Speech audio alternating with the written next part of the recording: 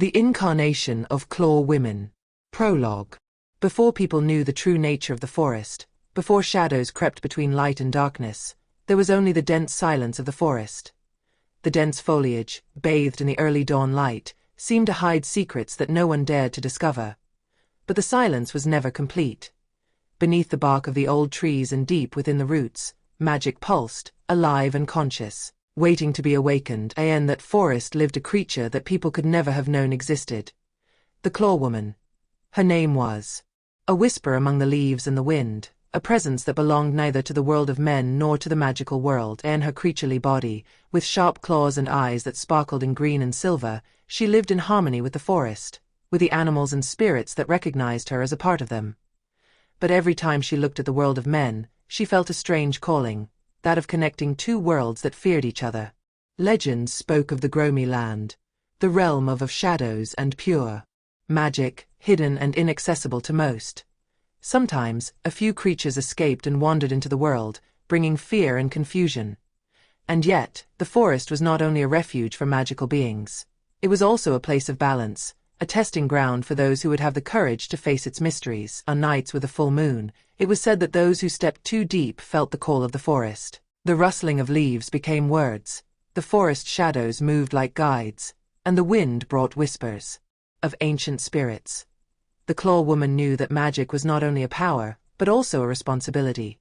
She was the link, the invisible bridge between the realms, but also the fragile guardian of the balance between them. This is the story of a being who will learn that true power lies not in domination, but in the choice to protect, to bind, and to witness the worlds that intersect. The story of a creature who must choose, not only between light and darkness, but between fear and compassion, between loneliness and the responsibility of being the bridge of life. And the beginning of this story begins here, in the heart of the forest that whispers and waits, ready to receive the one who can see not with the eyes, but with the heart. Chapter 1. The Spell of Incarnation.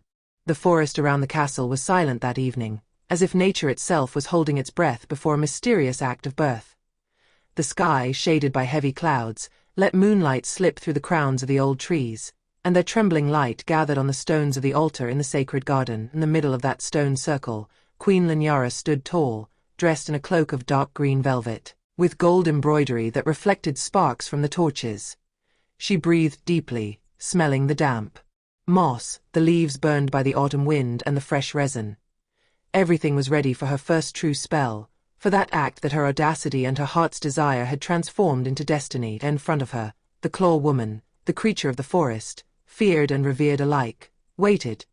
Her eyes sparkled green in the darkness, and her body, created in the Gromy Land, formed of a palm with 6 clawed fingers and a female face inside the palm. Long fingers, ending in sharp claws. Linyara looked at her with emotion. The Claw Woman was not only a living legend, but also the promise of a pact between the kingdom and the unseen forces of the forest. As long as the creature remained bound to the world of shadows, her voice could be fully understood by humans, and her help could not be fully earned. The incarnation spell was supposed to provide a body, to bind the spirit to flesh, without robbing it of its magical origin. The queen raised the ivory staff she had inherited from her mother. It was carved with the ancient runes of the first gods, and its tip, made of translucent crystal, pulsed like a living heart. Suddenly, the silence of the forest deepened, as if the sounds of the world had been absorbed in a single moment. Into the body you descend, spirit of the forest, without losing your root, without breaking your flight. Linyara spoke, her voice vibrating with the power she summoned. The crystal lit, and its light poured over the Claw Woman. Her shadows contorted, oscillating between forms, as if two worlds were fighting for the same body. The rustling of the leaves turned into a chorus of whispers, invisible voices raising prayers to the stars. The Claw Woman felt the pain of incarnation. It was like a rupture and a fusion at the same time. Invisible bones were being born in her, muscles were congealing, skin was settling over the shapes of a human silhouette. And yet, her eyes retained the glow of the forest, and her hair, even though it had been tamed into a long mane, carried shadows of grass and wind. Her thoughts were divided. One part of her wanted to run free through the darkness of the forest, the other part felt for the first time the weight, safety and warmth of the human body. When the spell ended, the silence shattered like a mirror. The Claw Woman now stood on human feet, naked, but firm, and her hands were the same beautiful, but closed with translucent claws that vibrated with power. Her skin shone pale, like milk, and seemed to absorb the moonlight. The queen lowered her staff, tired, but with her heart full of triumph. She approached the creature and touched its cheek, warm and soft, but as if still quivering with magic. "Now you are ours, and also the forest's," whispered Linyara. "The bridge between the worlds has been raised." The Claw Woman looked up at the queen. For the first time, her lips formed a human smile, and her voice, harsh as the wind through the branches, said, "I have a body, but my root does not break. I remain the call of the forest. But now I can walk beside you." The queen looked at her with gratitude and fear. She realized that she had not defeated the creature, nor had she tamed it. She had bound it to the world, but without taking away its freedom. Tea was a fragile balance, a pact that could bring salvation or destruction, depending on how their steps would be from now on. The torches crackled, and the wind brought a murmur from the forest like a warning. Nature, although silent until then, claimed its right to watch over the new incarnation. The queen and the Claw Woman both knew that the spell was not only the beginning of a connection, but also the beginning of trials. Thus ends the first night of the incarnation spell, a night in which a queen risked her soul, and a forest creature received a body. From that moment on, neither the kingdom nor the forest would be the same again. Chapter 2. The New Face. At dawn that day, the forest had shed its cloak of mystery and opened to the first rays of the sun. Drops of dew hung heavy on the blades of grass, shining like fragile diamonds. The air was clear, cool, carrying the scent of wet moss and leaves freshly bathed in the night rain. The Claw Woman walked slowly through the thicket, feeling her steps heavy and new. Each movement reminded her that she was no longer just a spirit, but flesh and bones. Her bare feet sank into the damp earth. And this simple sensation, it was a direct, concrete touch, not just a diaphanous passage like before. She reached the shore of a deep lake, hidden in the heart of the forest. The mirror of the water was calm, and the morning mist floated above it like a thin veil. She stopped, drawn by the call of that shine. It was the first time she would see her new face, the first time her entire magical essence was reflected in something so human. She bent down, her translucent claws touching the cold stones on the shore. Her gaze sank into the depths of the water, and there, in the liquid mirror, another being answered her. A young woman, with delicate features, with pale skin, illuminated by the sun, a beauty untouched by people, but recognized by the forest. Her hair fell long, black and shiny, but in the morning light you could see green reflections, like raw leaves. Her eyes, large and green as emerald, had a wild intensity, but now they also sparkled with human emotions. Her lips, full and red, arched in silent wonder, and her neck trembled under her rapid breathing. Is it me?" she whispered, and her voice came through clearly, without the distortions of the wind. It was strange, but wonderful. She raised her hands and touched her cheek. Her skin was soft, warm, so fragile that it scared her. She was no longer invincible as before, when her face was in a palm. Now she could be hurt, she could bleed. The claws, although they remained, seemed inappropriate on such delicate hands.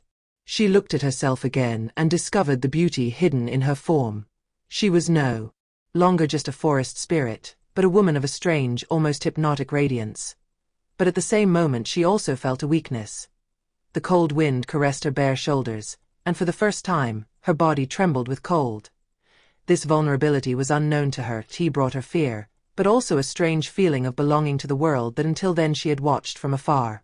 The lake he seemed like a confidant now. Each ripple of the water distorted her face, showing her other possible sides. When a breeze passed over the glass, the mirror blurred and her face shattered into shards of light. She felt caught between worlds, the old one, where she was invulnerable, and the new one, where beauty came with fragility. She remembered Queen Linyara. Her spell had brought this body, but also this fear. If people now saw her as one of their own, didn't that also mean she could be judged, desired, maybe even hated? A human beauty was not only a gift, but also a burden. She stood up and stepped into the water. The cold stung her feet, then her ankles, but the sensation fascinated her. Each contact was a discovery. The texture of the water, its flow, the cold shiver that rose on her skin. She let herself be submerged up to her waist, and the surface of the glass broke. the mirror no longer existed, but in the depths she still felt the call of the forest, the voice of the leaves and the earth that told her, "You are still ours, even though you wear a human face." The claw woman closed her eyes and let the water engulf her. Her body trembled, but her soul was more awake than ever. Vulnerability was not just weakness, it was also proof of life. She stood up, and clear drops slid down her skin, sparkling in the morning light. On the shore, a flock of birds watched her from the branches, as if she would have recognized the changed an old owl, who usually accompanied her on her ghostly nights, made a deep, almost solemn sound, like a blessing. The claw woman looked at herself once more in the lake. This time, she no longer saw only beauty or fear. She saw the beginning of a story. She saw a face that could bring love or hate, hope or despair. But she also saw the strength of the forest in her eyes, that green light that could not be extinguished. And she smiled. It was a smile mixed with invisible tears, a smile of discovery and promise. For the first time, she felt not only a creature of the forest, but also part of the world of people. But somewhere, deep in the water, a shadow could be seen. The lake showed her that beauty brings attraction, but also dangers. A beautiful body could tempt, it could be desired, but it could also be hunted. She knew that her path would not be one simple. However, that morning, in the mirror of the lake, the claw woman had learned something essential. Beauty and vulnerability are not mutually exclusive. Together, they are the true face of a living being. And she, for the first time, was truly alive. Chapter 3. The Remaining Shadows. Night had descended over the kingdom like a heavy sheet, and the forest, although asleep on the surface, was bustling with unseen life. Beyond the apparent silence, whispers, rustles, and footsteps that did not belong to any ordinary creature crept into the claw woman. Although she now wore the face of a woman, could not shake the feeling that the past was following her. Her skin felt tight with cold, as if the wind carried with it memories that she could not understand.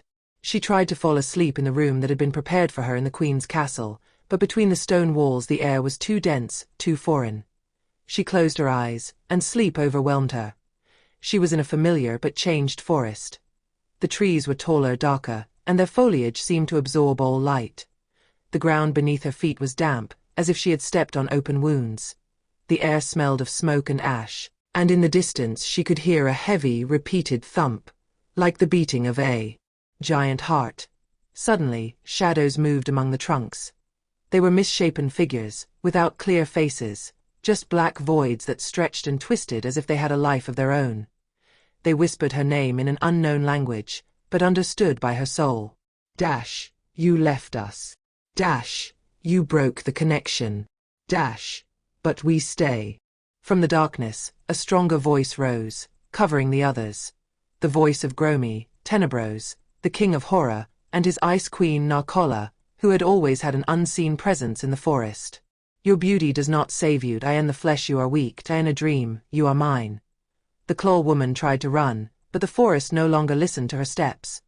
The roots rose from the ground and caught her ankles, leaving her captive. In front of her, the Tenebros king took shape, a huge being, with horns of smoke and eyes like two green fires. His body was only mist, but the weight of his presence crushed her. She screamed, but her voice remained trapped in her chest. Tenebros approached, and fragments of light were released from her body, like pieces of a torn soul. You will not escape. You will remember who you are. I am your shadow. With one last convulsion, she managed to tear herself away and run. The forest suddenly opened up, and in the middle of it a lake appeared.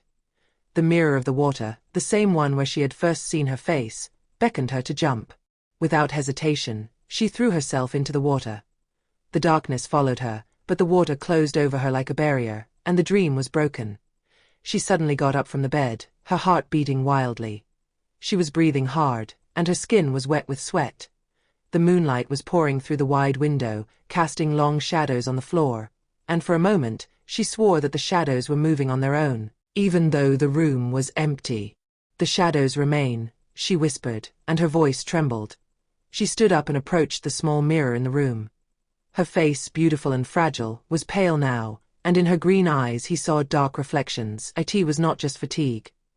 The king of the dark horror was watching her even when she was awake. In the morning, when dawn chased away the remnants of the night, the claw woman went to Queen Linyara. The queen was in the throne room, surrounded by advisors. but at the sight of her she raised her hand and sent them all aside. You saw something, the queen said simply.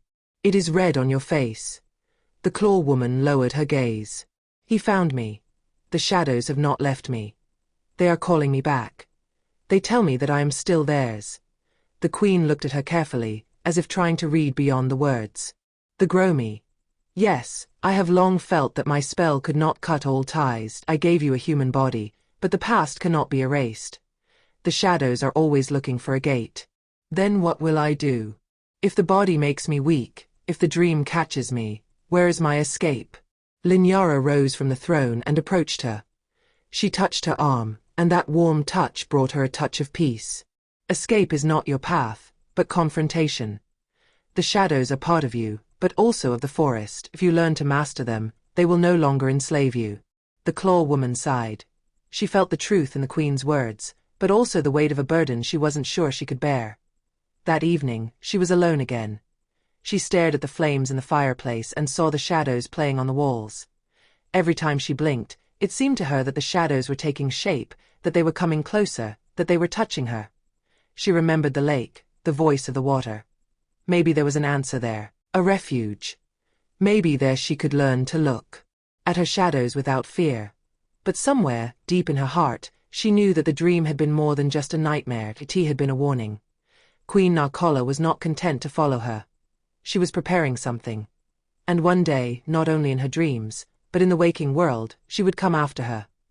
That night, the claw woman fell asleep again, but her sleep was guarded by a new determination. She couldn't always run if the shadows remained. She had to learn to walk alongside them without being swallowed up. Although her body was human, her soul retained the spark of the forest. And there, deep within her, a promise was born, that she would not let the shadow dictate her face, but that she would sculpt the light in which to live. But somewhere, beyond the castle walls, the forest murmured.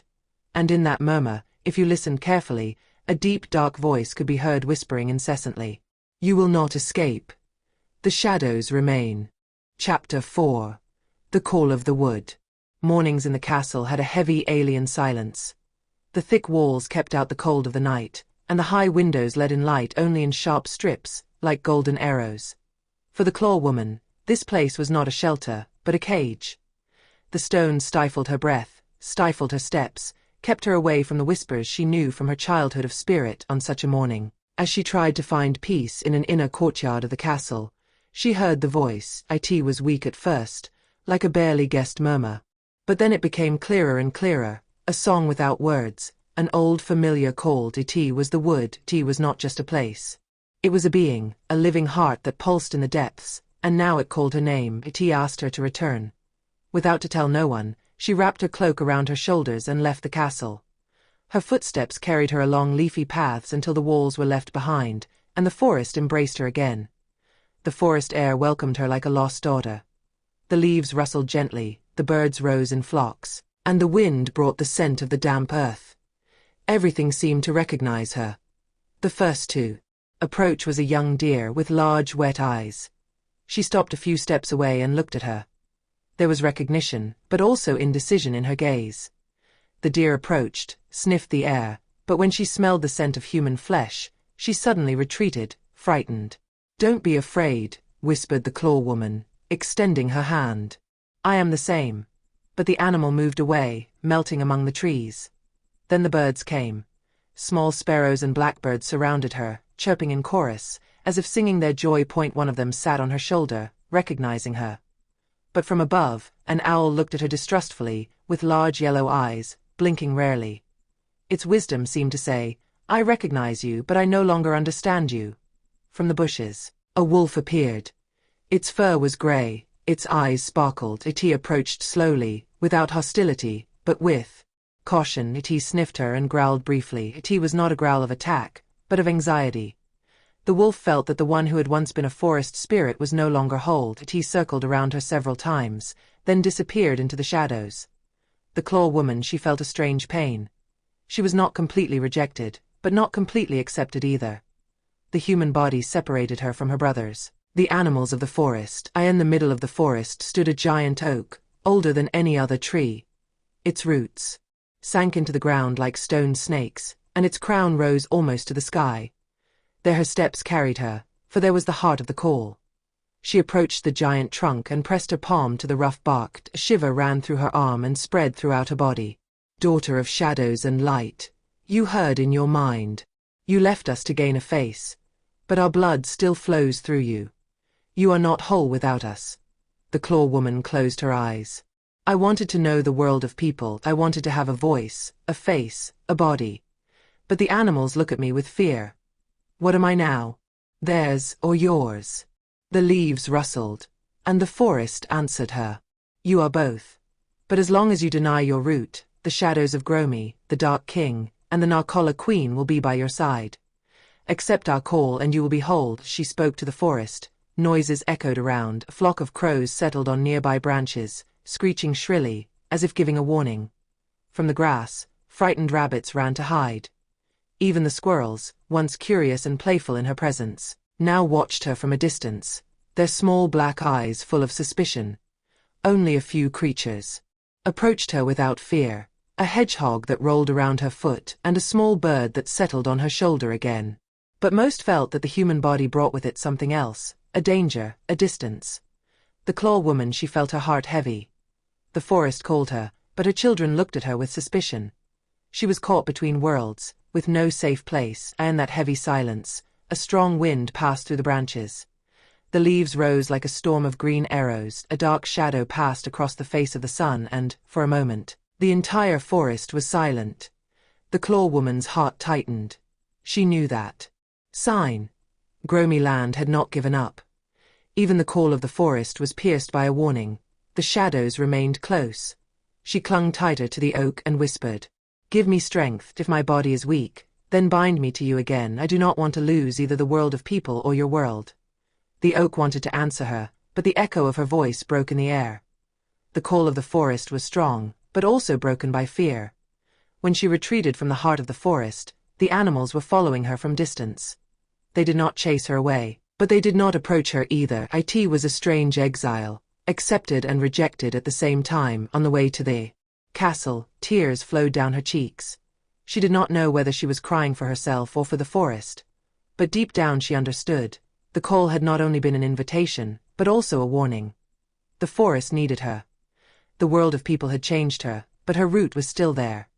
She had to learn to unite the two worlds, otherwise the shadows would tear her in two. And so, the Claw Woman walked again towards the castle, her heart full of mixed calls.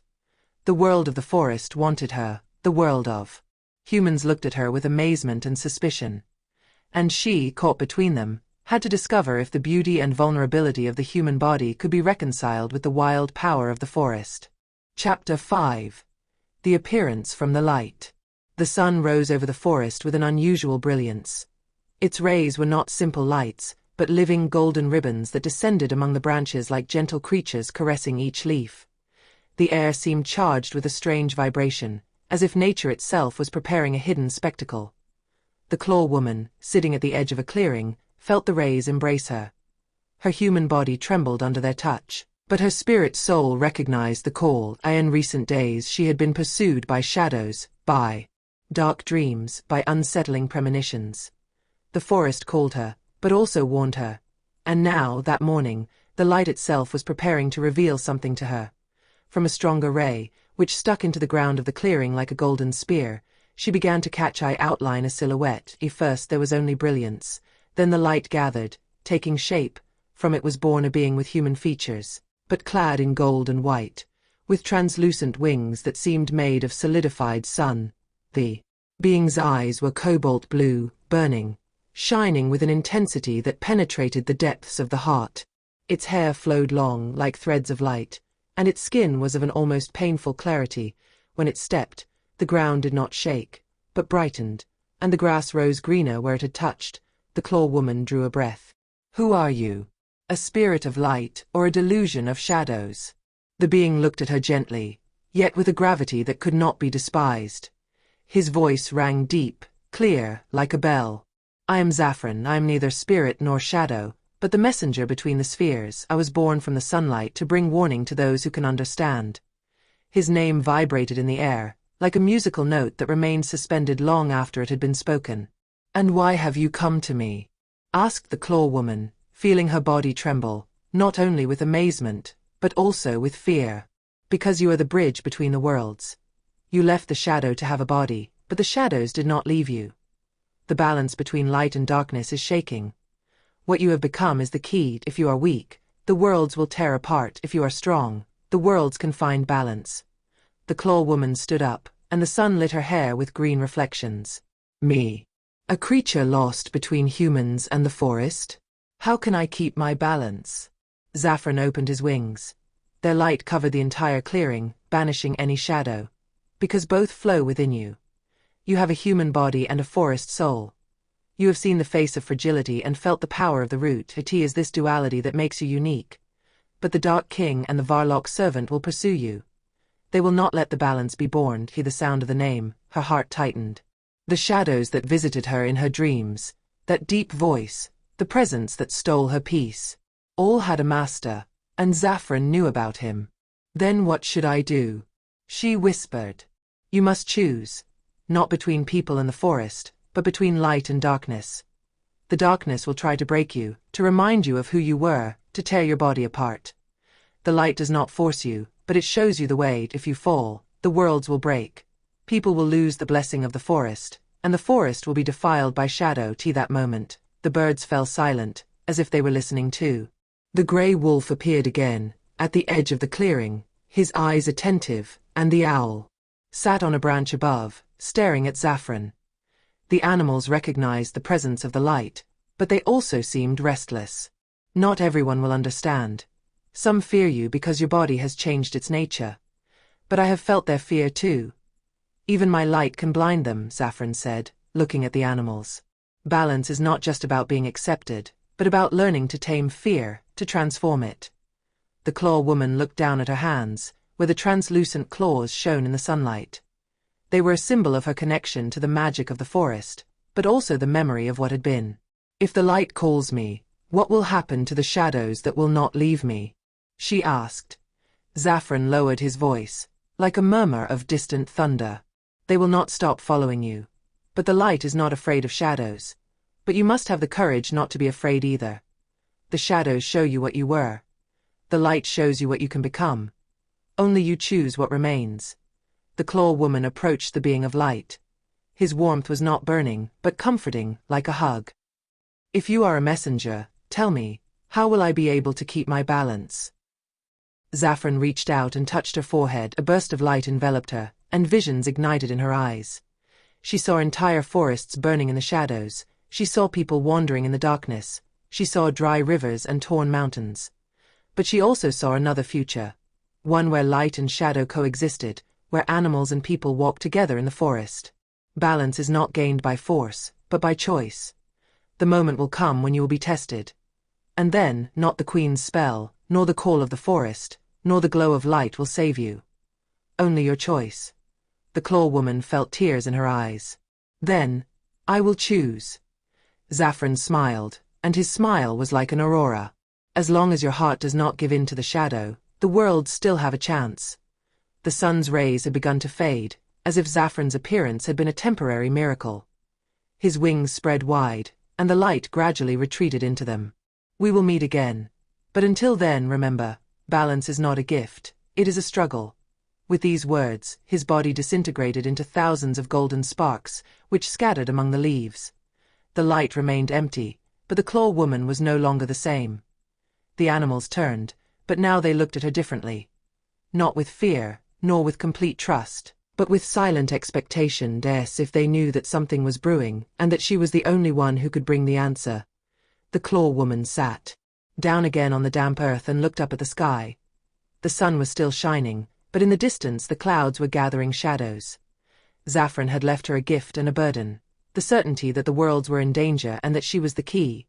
And so, that day, the Claw Woman understood. The call of the forest, the fear of the animals, and the call of the Gromy Land were all only the beginning of a greater struggle, a fighting for the balance between light and dark. Chapter 6. Meeting the Ancients. The forest grew denser, as if it wanted to swallow her. The giant trees rose to the sky with trunks like stone columns, and their foliage covered the light in a deep, almost liquid green. The air was thick, saturated with old scents, of rotten earth and resin burned by time. The Claw Woman walked carefully, feeling the roots that coiled like snakes under her feet, as if guiding her path. She was not alone. She felt unseen gazes following her. The eyes of animals, but also of other beings hidden in the shadows. Since meeting Saffron, her soul had been troubled by questions. The light had chosen her, but now the forest called her again, with an irresistible force, as if it wanted to remind her of the old bonds. It had been rumored among the spirits that the depths of the forest housed the spirits of the old ones, beings older than the world of men, older than Queen Linyara's spell. They rarely showed their faces, and only to those who were prepared. As she advanced, the forest became increasingly silent. The birds stopped singing, the wind stopped rustling. The silence was so heavy that it weighed on her ears. From time to time, she could only hear drops of water falling on the moss. At a certain point, she stopped. A natural portal rose in front of her, two twisted oaks, their branches joining at the top, forming an arch. The trunks were pierced by ancient, luminous symbols that pulsed slowly, like hearts of stone. She felt a shiver. She knew that once she had passed through that gate, there was no turning back. She took a deep breath and stepped forward. Beyond the arch, the forest, the trees were colossal, and their leaves emanated a silvery glow, as if they were gathering moonlight even in broad daylight. The ground was soft, covered with whitish moss that sparkled. There, in the middle of a huge clearing, were round stones, set in concentric circles. Each stone was carved with ancient signs, similar to those seen on the portal. He seemed a natural temple, a courtroom of the forest. The Claw Woman walked in the circle, and suddenly the air changed. A deep vibration, like a mute choir, was heard all around. Shadows and lights were emerging from the tree trunks, from the earth and from the stones, taking shape. They emerged from all sides. Some resembled giant animals, others like stone people, and others were just smoke figures with glowing eyes. Each bore the mark of the times: fossilized wolf fangs, wings of a starbird, branches with stone flowers. Their voices united in a single song, but each word was like thunder broken into 1,000 echoes. You, the one born of spell and forest, the one who received a human body and face. You came to the depths to seek an answer. The Claw Woman knelt, feeling their weight. I came because the forest called me. I came because the light showed me the danger. But I don't know what to do. A tall spirit, with the face of a shining deer, stepped forward. His antlers were adorned with stars, and his eyes burned like ancient fire. We are the old ones, the root before the root, the breath before the first breath. The forest bears our memory, and you, Claw Woman, are the chosen one of the roads. Another spirit, with the body of a bear of smoky crystal, added. The shadows of Gromy Target are not mere illusions. They are fragments of the primordial chaos, fed by fear and blood. If they grow, not only the people or the forest perish, but the very balance of the worlds falls apart. The old ones raised their voices, and the circle of stones lit up with a cold light. But before you give your mission, you must prove that you are truly the bridge between the worlds. You must face your own shadow. From the ground, from the wet earth, a silhouette emerged. She was herself, but not in human form. It was the Claw Woman of the forest, with a spirit body, with whole claws and eyes shining with cruelty. The shadow looked at her with a mocking smile. You thought you could forget me? Whispered the double, in her old voice. You thought a human face could make you weak? I am your power. I am what you were. Her heart was beating wildly. She saw her two faces, the new one, fragile but free, and the old one, strong but bound to the darkness. The spirits watched without intervening. This was the test. The Claw Woman raised her hand and looked at the translucent claws that still remained. I will not forget you. You are a part of me. But I will not let you control me. The double howled, and the wind shook the silver leaves. At rushed at her, but the Claw Woman dug her palms into the ground and shouted. I do not choose to be shadow or light. I choose to be a bridge. A wave of energy rose from the ground, and the double dissipated in fragments of smoke. The old ones lowered their luminous foreheads. You have passed the test. You have accepted that you are both shadow and light, but that neither fully defines you. Only your choice defines you. The star deer draws near. Listen now to your mission. Soon, the gates between the worlds will shake. Saffron has shown you the danger, but we show you the way. You must find the heart of the forest, Awaken it and guard it. It is the center of balance, the place where light and shadow meet. Touch without being destroyed. But where is this heart? She asked. The crystal bear answered. Not in a place on the map, but deep in the forest that moves with you. When you are ready, the forest will show you the way. But know this, Tenebros's servant Varlock is also looking for it. And if he finds it before you, all will perish. The spirits rose and, with united voices, spoke a covenant. We give you our blessing, we give you the power of the root, the star and the water. But we ask you not to forget. You are not fighting for yourself, but for all the worlds. You are the bridge and you are the guardian. Their light gathers on her, like a veil of energy that penetrates her skin. She feels her human body fill with strength, but also how her spirit soul calms down, a new flame ignites in her eyes. Not just the desire to survive, but the call of a mission. When the spirits retreated into the stones and trees, the clearing became silent again. But the circle remained glowing faintly, like a reminder. The Claw Woman stood up. She knew now that the journey had only just begun. She was no longer just a wanderer between two worlds, but the bearer of a sacred mission, finding the heart of the forest. Turning to the portal, she felt the entire forest watching her. Not as a stranger, not as a threat, but as a chosen one, and for the first time, despite the fear, you feel in your heart a beginning of hope. Chapter 7. Those who hunt the spell. The land of men stretched far beyond the borders of the forest, over vast plains, ancient villages and fortified stone-walled fortresses. Unlike the realm of the forest, magic was increasingly weak here, hidden in corners of legend and remembered only in old songs. Men had built their houses, cultivated their fields and, in their desire to subdue their land, had forgotten the mysterious forces that supported it. But not all men were content to forget. Some feared what they could not understand, others hated the forest because it made them feel small, weak, subject to a mystery they could not master. From this fear and hatred, an ancient, hidden society was born, with deep roots in the blood of the kingdoms, the arrows of night on a moonless night, under the vaults of an abandoned fortress, by the light of flickering torches, the chosen ones had gathered. Their hall was carved in stone, with cold walls on which were inlaid symbols of hunting. Arrows, wolf heads, piercing eyes, in the middle, on an iron pedestal, burned a green fire, fueled by strange powder, whose sparks seemed to bite from the air. Around the fire, the members of the order stood hidden under black cloaks, their hoods drawn. Each wore a carved mask, some like the faces of predators, others like bird skulls, and others smooth, so as to leave no trace of their identity. Their master, known only as the Archon, stood up. He wore a falcon mask, and his voice rang out sharply, like clashing metal. Brothers of the night arrows, our time is near. The enchanted forests are weakening. The spirits are growing old. But new beings are rising from the spell, and this must not be allowed. If the world is to be free, it must be free of magic. The forest must burn, and those who defend it perish. A loud murmur filled the hall. The masks sparkled in the green light. But Archon, said a voice from the ranks, it is said that Queen Linyara has given a body to a creature of the forest, fearsome being, half spirit, half man. If the rumor is true, she could stand against us. The master raised his hand. I know. The old premonitions speak of her. The Claw Woman, as the spirits call her. But fear not, no spell can withstand if it is hunted patiently. We will send our scouts into the forest, find out where she treads and tear out the root before it takes hold. The night arrows were not a society of simple killers. They were an ancient order, bound by a blood oath.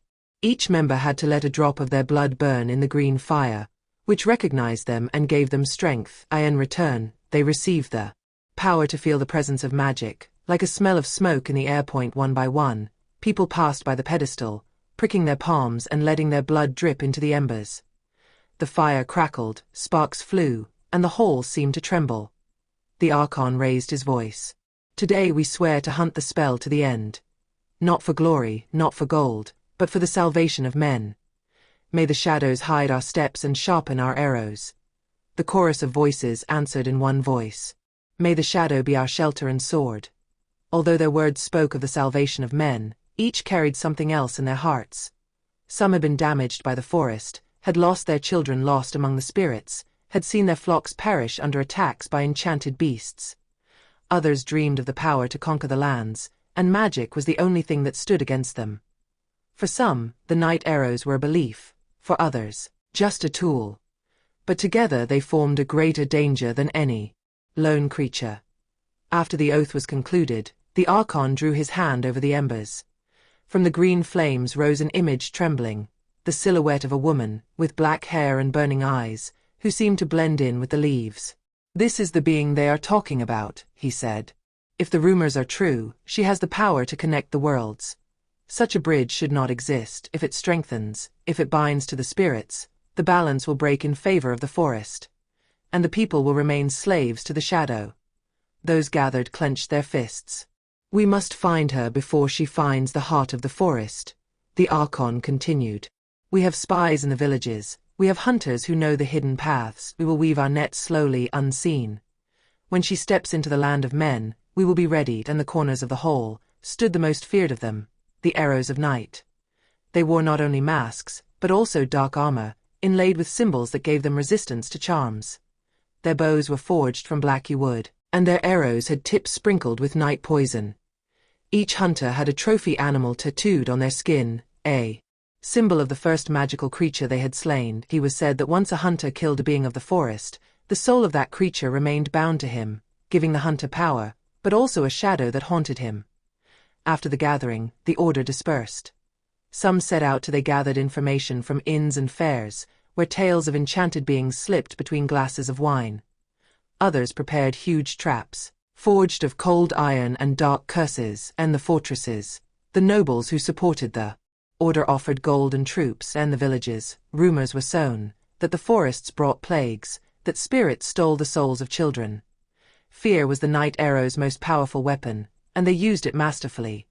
But while the order stretched its threads, something was also moving in the forest. The spirits sensed the hunter's approach, and the forest grew restless. The trees whispered warnings, and the waters changed their course. The Claw Woman, without knowing it yet, was already hunted. In the last scene, the Archon was left alone in the Hall of Shadows. The green fire burned smolderingly. He removed his falcon mask and revealed his face, a scarred one with steel eyes. Looking into the flames, he murmured, "The forest has taken too much from me. Now I will take back what is rightfully mine. And if it must burn, let it burn." The embers flickered, projecting silhouettes of flaming trees on the walls. And so the hunt began. Chapter 8. Rumors from the Village. The village near the woods was located right on the border between the human world and the evergreen forest. Its houses, built of old logs and covered with shingles, seemed to lean against each other, as if seeking protection from the nearby forest. Where the narrow path disappeared among the birches and hazels, began the secret territory that few dared to cross. Over time, the villagers had learned to live alongside the forest, but they never considered it a friend. It was a dangerous neighbor, which you had to stay close to, but which you were not allowed to upset. Children were warned not to go too deep, and men went hunting only on known paths. And yet, on nights with a full moon, the women made the sign of the cross, muttering old incantations, as if the forest had ears. And in such a remote corner of the world, news was not born from letters or official messages, but from word of mouth. A gossip told at the well became a legend told at the tavern the same evening. And, on an autumn morning, when the leaves were falling heavily, the first news of a strange being descended on the village. A woman from the village, Ella, told the story of taking her goat to the edge of the forest, and there she saw a figure. It was a tall woman, with hair like a raven's feather and eyes shining like embers, she said, trembling. But there was something unnatural about her movement, as if she were not walking, but floating. Some laughed, saying that the old woman had drunk plum brandy too soon. But others shook their heads, remembering the legends about spirits who take the form of beautiful women to lead the weak-minded astray. In the evening, at the village inn, the rumor swelled. The innkeeper, a plump man, said that he too had heard of a mistress of the forest, who only appears to the brave. "They say that if you look into her eyes, she reads your soul," he added, whispering. "Or maybe she steals your soul," another intervened, frowning. "I heard that she has claws under her fingers and that she can split a tree with a single blow." The voices mixed, and each one added a fragment of imagination. That the woman talks to wolves, that her cry can bring a storm, that she hides her face under a veil of leaves, and no one knew the truth, but no one wanted to seem ignorant. The little ones listened with wide eyes and tight hearts, in their games. They had begun to pretend to be hunters and ghosts, and the woman of the woods had become their favorite character. The girls painted her with flowers and ribbons, dreaming of her beauty, and the boys described her as a witch they had to catch and bind. The stories changed every day, until no one could tell what the original truth was. But the village elders did not laugh. They remembered old times, when the forest sent signs to those who disturbed it: hail in the fields, scorched fields, sick babies. For them, the news that an inhuman woman was walking through the forest was a warning. Old Leah, the oldest in the village, said that in the eyes of the being you can see the past and the future. Don't laugh at such things, she said, leaning on her staff. Because the forest does not forget, nor does it forgive. If she is a woman of the forest, then she came for a reason. And her reason is not joyful for us to strengthen the fear. The village began to notice strange signs. The sheep no longer wanted to graze near the edge. The dogs barked towards the darkness, but did not come closer. One night, a young man told that he saw footprints on the shore of the pond, but the traces ended suddenly, as if the one who had left them had disappeared into thin air. There are no traces of a man, he said. Long fingers like claws. These were only shadows of the truth. The Claw Woman had indeed passed by, but her human body still retained traces of her old nature, leaving footprints that did not resemble those of humans. One afternoon, two young men from the village, curious and reckless, ventured deeper into the forest. There, among the fir trees, they spotted her. The Claw Woman stood by a stream, touching the water as if she were speaking to it. Her silhouette was luminous, and her eyes sparkled in the sunlight. The young men ran back, trembling, and that same evening they told everyone that they had seen her. One of them said that she was beautiful as a queen, the other that she was frightening as a beast. Not even the two of them agreed. But the rumor grew stronger. The woman with powers in humans had already become a certainty in the minds of the villagers. Not long after, the rumors reached the ears of the night arrows. Their spies, spread throughout the villages, listened carefully to the stories. It's her, they concluded. The one the Archon showed in flames. She is at the edge of the forest. Thus, the village, without knowing it, became a target. Meanwhile, in the village, voices were divided. Some viewed the woman as a sign of the curse, others as a savior. Maybe she came to protect us from evil beings, some said. Maybe she will bring good luck to the harvests. But most were afraid. Fear was easier to feed than hope. The Claw Woman, in turn, felt the rumors. When she passed by the edge of the village, she heard people whispering. She looked at them with wide eyes, not knowing whether to show herself or hide. The human body had brought her beauty, but also a new vulnerability, the gaze and judgment of people. When she saw her face reflected in the villagers' buckets of water, she understood how foreign she seemed. The rumors could no longer be stopped. The village seethed, between fear and fascination. One evening, as the church bells were ringing, the elders decided to call the priest from the nearby market. We need to know if she is blessed or cursed, they said. But in the shadows far away, the Archon's people they were preparing. For them, there was no doubt that he was a curse, and it had to be hunted. Chapter 9. Meeting Noah. The village near the dense forest was still troubled by rumors and fear of the unknown. The stories about the woman in the forest were intertwined with centuries-old superstitions, and people oscillated between fascination and fear. However, in the quietest corner of the village, in a small house, close to the bank of the stream, lived a little girl who did not use her eyes to know the world, but her heart. Her name was Noah. She was 10 years old, her brown hair tied in pigtails and her white, empty eyes like two opaque pearls. She had lost her sight since childhood, but she had grown up learning to see differently, through smells, through touch, through the song of the wind and the murmur of water. The people in the village looked at her like a poor woman, but she often amazed them with her observations, as if she understood what others overlooked. One evening, when the moon was in growing up, Noah was standing by the window of the house, listening to the rustling of the forest. Her mother was spinning, and her father was repairing a wooden tool. The child, with her forehead resting on the windowsill, suddenly said, "She's here." "Who, my little girl?" asked her mother, surprised. "The one in the stories. The woman people talk about. But she's not what they think. She doesn't bring fear, she brings a song. I feel it in the air." The parents exchanged an anxious look, thinking that the little girl was fantasizing. But Noah was sure an unknown warmth vibrated in her chest, like a gentle touch, coming from the forest. 2 days later, the Claw Woman approached the village again, attracted by the people's curiosity and the desire to understand them. She was afraid to show herself, but an inner voice called her to the stream bank. There, near the water, Noah was waiting for her, standing on a stone and touching her fingers to the blade of grass. The Claw Woman stopped, not knowing whether to move forward. Her silhouette, dressed in a dress made of rough cloth and leaves sewn to the hem, was reflected in the water. The child turned her head towards her and smiled. "I knew you would come." The little one's voice was clear, without fear. The Claw Woman was surprised. "You see me?" "Not with my eyes are empty. But I feel you. You shine, not like the sun, but like a fire hidden under the earth. People are afraid of you because they only look at your face. I see you with my heart." The Claw Woman remained silent, and no man had spoken to her like that before. Those in the village saw her either as a monster or as an enigma.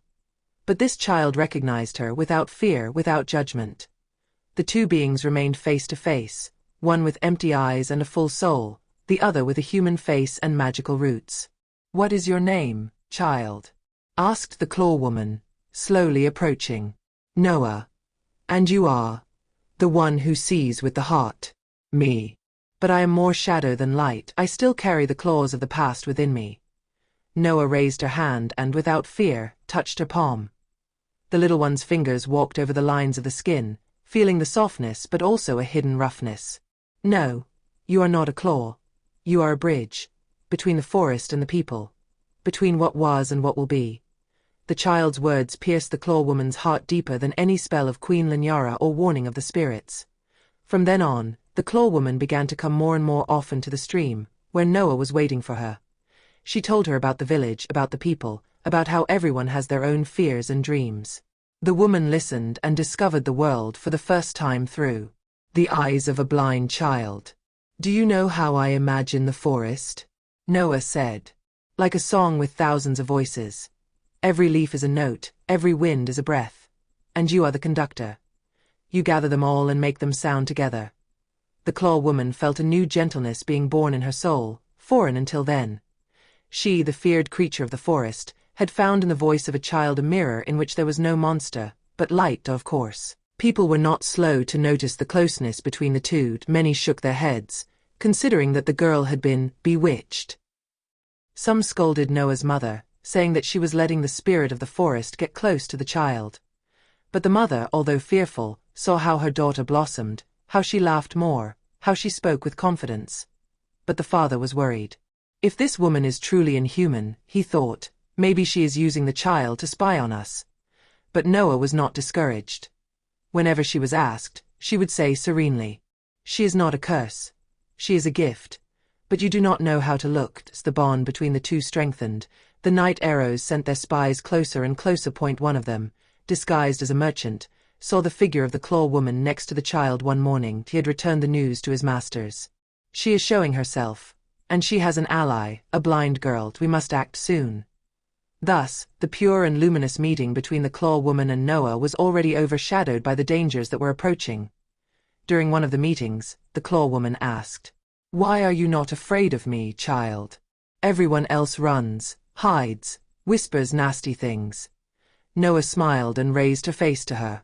"Because I don't look you in the eye. If I looked, I might see something I don't understand and I'd be scared. But I feel you. And what I feel is that you're suffering. And whoever suffers isn't a monster, they're just alone." These words fell into the Claw Woman's heart like a healing dew. For the first time, she felt that her transformation wasn't just a burden, but also a chance to learn to love, to be seen beyond appearances. One evening, when the sky was full of stars, Noah rested her head on the Claw Woman's knees and fell asleep, listening to her heart. The forest creature watched over her eyes wet with a tear she didn't know she could have. "The one who sees with the heart," she whispered. "Perhaps you are my gift, not I yours." But beyond the silence of that moment, the hunters were gathering. The night arrows were sharpening their arrows, and the village was preparing the priest to come with incense and prayers. But no one could stop the bond already born between the child and the forest creature, a bond that would become the key to the balance of the worlds. Chapter 10. The Mirror Flames. One clear night, when the village near the woods had fallen into the silence of sleep, the sky trembled with a strange light. It was not lightning, nor a shooting star, but a blue flame, immense and brilliant, rising from the depths of the forest. Like a wake-up fire of the gods, the villagers hurried out of their homes, with torches and icons, making the sign of the cross and murmuring prayers. But in the eyes of the Claw Woman, the spectacle in the sky was no ordinary celestial sign. She immediately recognized the vibration of that fire, an ancient, forbidden magic that had not been awakened for centuries. "The gates between the worlds," she whispered, her voice faint, "are beginning to open again." The flame seemed alive, pulsing like a cosmic heart. Blue waves were coming out of it that were reflected on lakes and windows, like a liquid mirror that showed another reality. The village elders had long told stories about the mirror flames, rare fires that appeared only when the boundary between the worlds was weakened. Some said that the flame brought blessing, access to the knowledge of spirits. Others swore that it was a harbinger of disaster, the release of demons and forgotten creatures. That night, both versions seemed equally possible. The villagers, disturbed, gathered in the small square in the center of the settlement. The priest, hastily called, raised the icon and said strong prayers. "Brothers, let us not be deceived. This is not the fire of God, but the deception of the undead and unclean spirits.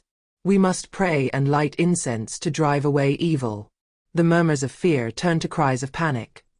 Mothers gathered their children, men talked heatedly about going into the forest with axes and torches. But at the edge of the crowd, Noah raised her face to the sky and smiled. "It's not just bad," she said softly. "It's a call. Someone is calling us from beyond." Her voice was lost in the noise, but the Claw Woman, hidden in the shade of an old walnut tree, had heard it clearly. The Claw Woman retreated into the forest, away from the gaze of people. Her heart was beating fast. The blue flame reminded her of the stories she had heard from the spirits of the old ones, about how, once upon a time, the gates between the world and the world had been opened, allowing strange beings to pass through. Then creatures like her had also been born, hybrids between magic and matter, condemned to live between two realities. If the gates reopen, the balance could be broken. Not only the people, but the forest itself will be torn apart.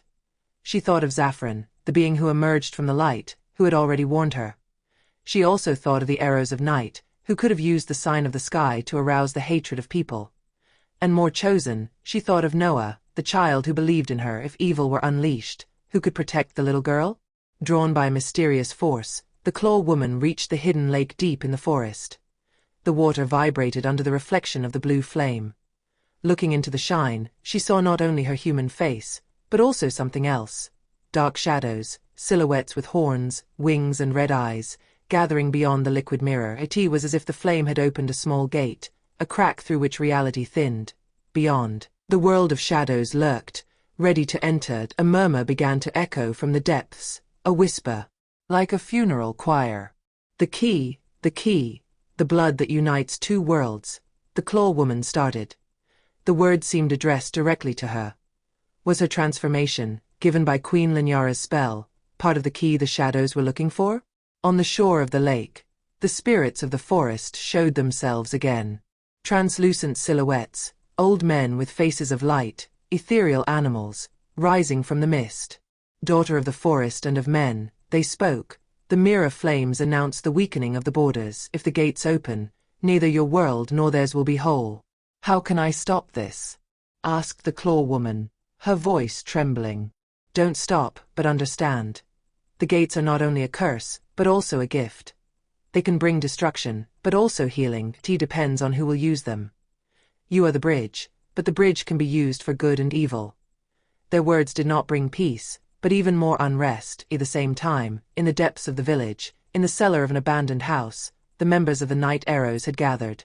Blue lights reflected on their faces hidden under black hoods. "The sign has appeared," said their leader, a man with a deep voice. "The gates will open. But before the magic can penetrate, we must cleanse the land of that creature. She is the key, and if she remains alive, the thresholds will collapse on us." "And the girl?" asked one of them. A pawn, if we can use it to attract the Claw Woman, so much the better, so they decided to act soon. In another corner of the village, Noah was still looking at the sky. Although she had no eyes to see, she felt the flame in her whole being. For her, it was not just a threatening fire, but a deep song full of echoes. She approached her mother and said, "I must go to her. The woman of the forest is the only one who can understand what this fire wants." The mother, frightened, refused. But the child was determined. Her heart called her to the forest. That night, the Claw Woman fell asleep on the bank of the lake, and she was overcome by a dream. She was in a huge crystal hall, where the mirrors reflected thousands of worlds, and in each one, she saw a different version of herself. Some bestial, others bright, some dark. From the middle of the hall a voice rose. "You will choose the face of the world. The gates open, but the mirror is within you. Whether the fire becomes a sword or a torch, depends only on you." When she woke up, the flame was still burning in the sky. She knew that the choice was approaching. The village was in turmoil, people were preparing for processions and prayers, the night arrows were sharpening their weapons, and the spirits of the forest were watching. In the midst of this chaos, Noah prepared to flee the house to meet her friend again. Above all, the mirror flames burned unceasingly, transforming the sky into a shining mirror, as if the universe itself was preparing to show people their true faces.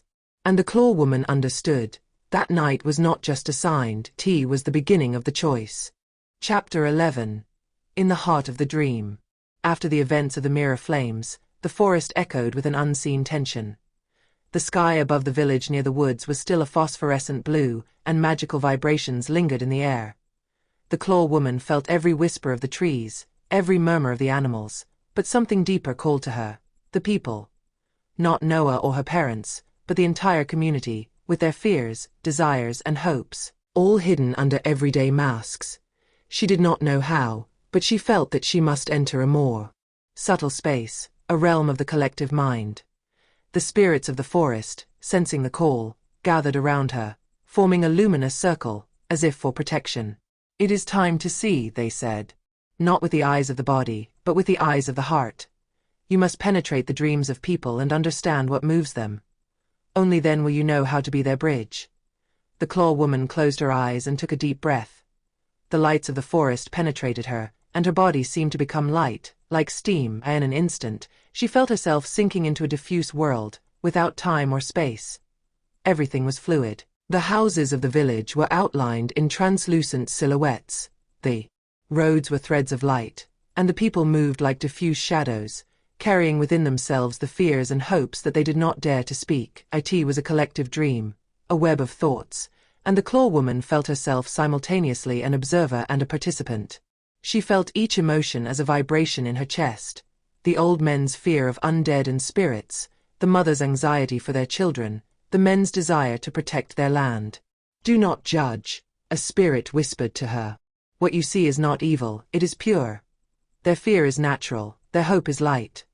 The first wave of thoughts was dark, and the dream. The Claw Woman saw children getting lost in the forest, animals transformed into monsters, blue flames eating the sky. People were surrounded by shadows that grew from their own fear. Some tried to run, others hid in their houses, pulling their blankets together like invisible walls. She felt their fear like a weight on her shoulders. It was hard to bear, because it was not just an abstract feeling, but a concrete burden. People imagined the evil that could come from the forest, and this fear fed the magical reality of the forest.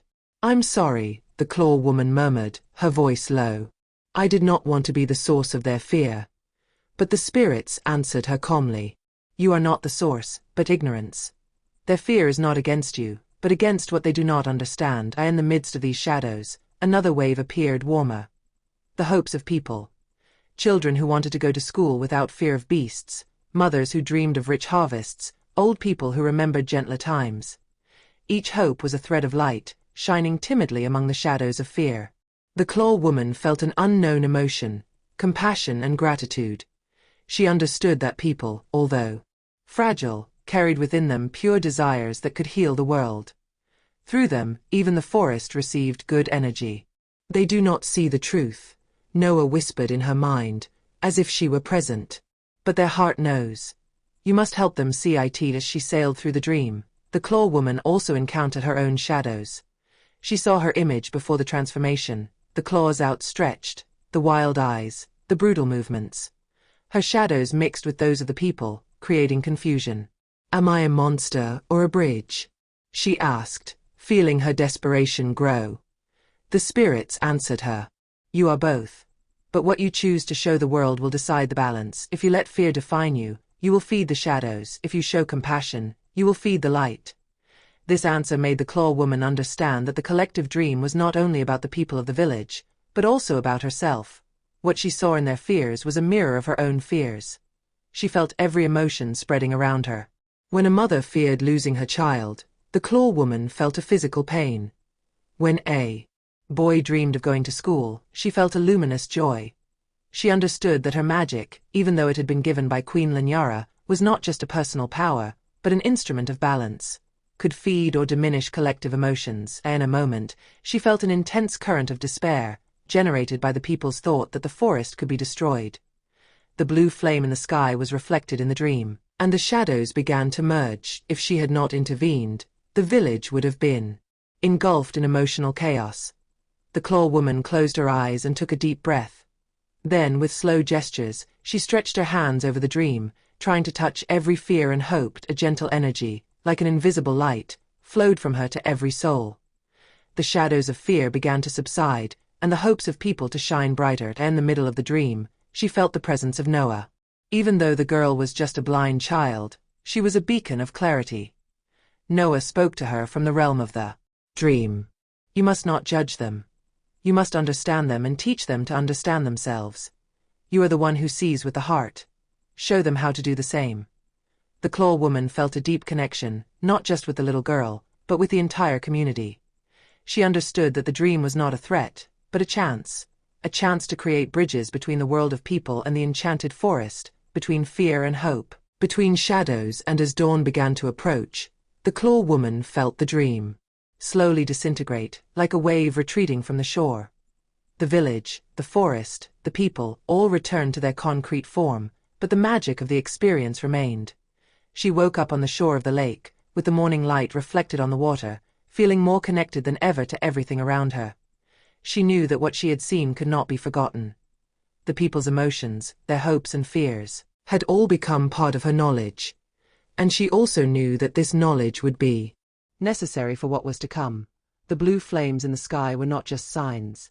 They were the beginning of a choice that only she could make. The village still slept, unaware that the Claw Woman had entered their hearts, that she knew their fears and desires, and that she had carried a little of their light. In the forest, the spirits retreated, leaving her to reflect on what she had seen. The blue flame, though weaker now, continued to pulse in the dawn.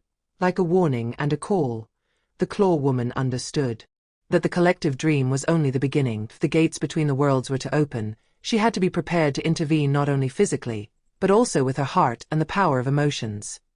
And in this silence charged with possibilities, the first step towards true understanding of worlds and people had been taken. Chapter 12. The Iron City. After the nights of fire and dreams, after the whispers of the forest and the calls of the mirror flames, the Claw Woman felt that her path could no longer stop at the edges of villages or on the shores of lakes. The spirits of the old ones had warned her. The evil that threatened the enchanted forests came not only from the dark depths of other worlds, but also from the hearts of men. And so, for the first time, she left the forest and entered the Iron City. The city appeared to her like a huge creature, breathing heavily, with lungs of smoke and heart of noise. Tall, cold buildings rose to the sky like lifeless trees, covered not with leaves but with shining windows. The roads were black veins, full of iron boxes that rumbled and sent out suffocating clouds. The Claw Woman stopped on a bridge and looked down. Below her, a dirty rivulet flowed slowly, carrying debris and oily sheens. It was not the clean water of lakes, but wounded water. She wondered if this city could be alive, or was it just a concrete shell. For the first time, the magic of the forest within her felt small, crushed by the weight of stone and metal. And the forest, every rustle of a leaf had meaning. And the city, the noises were chaotic, without harmony. Horns, shouts, hurried footsteps, slammed doors. Light signals, red, green and yellow, changed constantly, but the Claw Woman did not understand them. She felt them like mechanical spells that commanded her where to step and when to stop. People passed by her without looking at her. Their faces were tired, drawn, their eyes fixed on the light boxes they held in their hands. No one heard in the forest. No one stopped to listen to the wind. For her, the city was a prison of noise and indifference. Although many passed by unconcerned, some still turned their heads towards her. She still had that strange, almost unreal beauty. Her black hair with green reflections, emerald eyes and smooth gait made her seem detached from another world. Some looked at her with admiration, others with suspicion. The children, more sincere, watched her with amazement, as if they had seen a story captured in the flesh. The Claw Woman felt her vulnerability more strongly than ever. In the forest, she was the magical creature that inspired respect or fear. Here, among strangers, she was just a woman with a face that was too different. Wandering through the streets, she arrived at a market full of stalls. The smells were mixed: fresh bread, grilled meat, spices, but also the smoke of burnt oil and dust. The Claw Woman, she stopped at a stall where an old woman was selling apples. "Do you want an apple, beautiful girl?" the old woman asked, holding out a shiny red one. The Claw Woman took it in her hand and smelled the strong scent. She remembered the wild apples in the forest, small and bitter, but full of life. She bit slowly. The taste was sweet, but artificial, as if it lacked a soul. The old woman looked at her carefully and murmured, "You have forest eyes. Where do you come from, child?" The Claw Woman smiled faintly and walked away, not knowing what to answer. The deeper she went into the city, the more she felt the shadows hiding there. They were not the shadows of the forest, but the shadows of people in dark corners. Men with cold eyes whispered plans, and large bright buildings, hearts full of greed hid. The night arrows were there. She recognized them in the murmur of the streets, in the furtive glances, in the signs engraved on the walls. The Iron City was one of their nests. Here, plans were born to destroy the enchanted forests and use magic to build empires of metal. On a side street, the Claw Woman heard a cry. She approached and found a small, dirty child standing by a concrete staircase. "Why are you crying?" she asked, bending down. "I lost my mother," the child sighed. The Claw Woman took his hand. The gesture was foreign to her, but it felt natural. She led him through the streets until they found a woman who was crying desperately. When the mother and child hugged each other, the Claw Woman felt a thrill. In the chaos of the city, love still existed. She was small, fragile, but real. The mother looked at her with gratitude and said, "You are an angel." The Claw Woman did not answer. But in her heart she felt that she could be more than a stranger in the city. When night fell, the city did not calm down. It lit up. Red, blue, yellow lights covered the buildings. The streets were still full, but now the shadows were lengthening. The noises were becoming sharper, the laughter drier, the fear denser. The Claw Woman retreated to a roof and looked at the panorama. The city looked like a forest of fires and mirrors, but it was a cold beauty. Devoid of heart, he missed the stars, covered in smoke, he missed the whisper of leaves. And yet, in that mixture of metal and light, she felt the call of a mission. The city was part of the world, and the world could not be saved without it. That night, on the roof of an apartment building, the Claw Woman understood. The forest and the city were two sides of the same reality point. One was alive, the other dead. But both needed each other. If the forest lost, the city suffocated. If the city fell, the forest was devoured. She had had to be the connection, not just between worlds, but between these two sides of the same existence. The mirror flames still flickered in the sky, above the buildings, and their reflection. The Iron City seemed a fortress of shadows. But deep down, the Claw Woman knew, behind the concrete and the smoke, in the hearts of people, sparks of light still flickered. And those sparks had to be protected, just as she protected the trees and animals of the forest. Chapter 13. The Glass Eye. The Iron City never slept. Even in the late hours, when the village streets rested under the heavy silence of the night, the metropolis continued to breathe through its artificial lights and its mechanical roar. For the Claw Woman, it was a restless, foreign, but increasingly fascinating world. She had become accustomed to the hurried steps of passers-by, to the smell of hot metal and thick smoke, to the bustle of the markets and the incessant noise of iron boxes racing along the roads. But what she did not suspect was that in this concrete jungle the eyes of the city were not only people's. They were also glass eyes. One evening, the Claw Woman stopped by a shop window full of shiny clothes. She caught sight of her reflection in the cold glass. The woman with black hair and green eyes, a face too beautiful and strange to have gone unnoticed. But above in the window, a small round object with a flickering red light moved slowly. She felt something cold pierce her skin. It was not a human looking at her, but a mechanical gaze. The glass eye followed her. The claw woman turned her face away and walked on. But the feeling of being seen did not disappear. On every corner of the building, at every intersection, the same glass eyes followed her. She felt that the city was not only breathing, but also watching, cold, indifferent and unsettling. Few blocks away, in a dimly lit room, several men with their faces covered were watching a screen. The black and white image clearly showed the silhouette of the claw woman, her face standing out like a light in a dark tunnel. "It's her," said the leader of the Night Arrows, in a cold voice. He entered the Iron City. A murmur filled the room. The members of the group knew what this meant. The creature of the forest, the one transformed into a woman, the one who could open or close the gates between worlds, was now on their turf. And the city was a place where they had the power. "Send a spy. Let him follow her, but not attack her yet. We need to know where she is going, who she is talking to, and what she is looking for. Her every step will be known to us." The spy sent was a tall hunter, with a faded face that no one would remember if they had passed by him.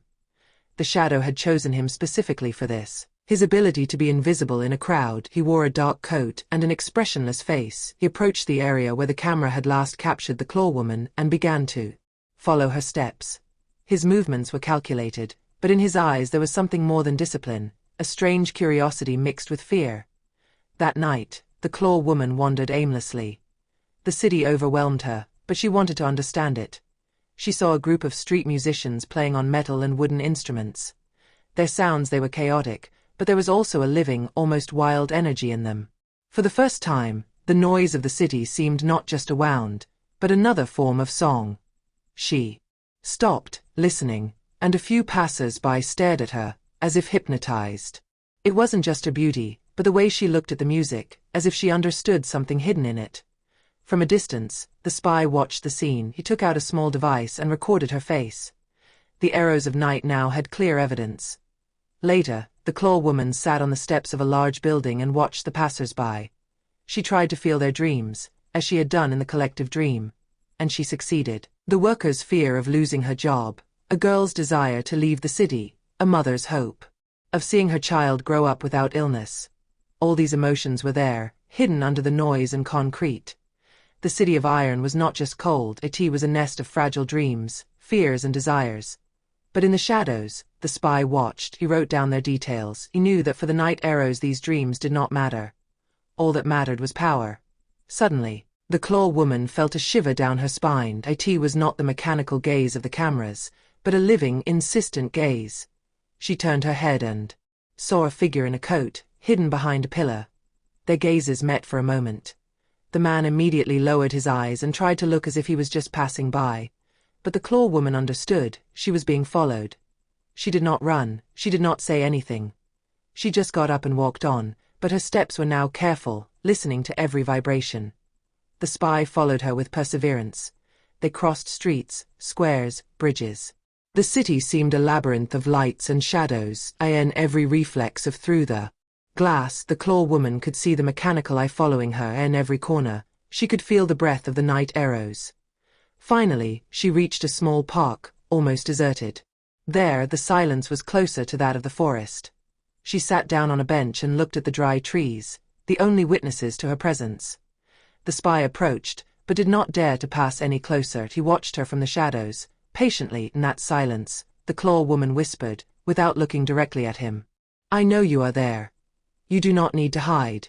The spy started. He had not expected to be discovered so easily. But he did not answer.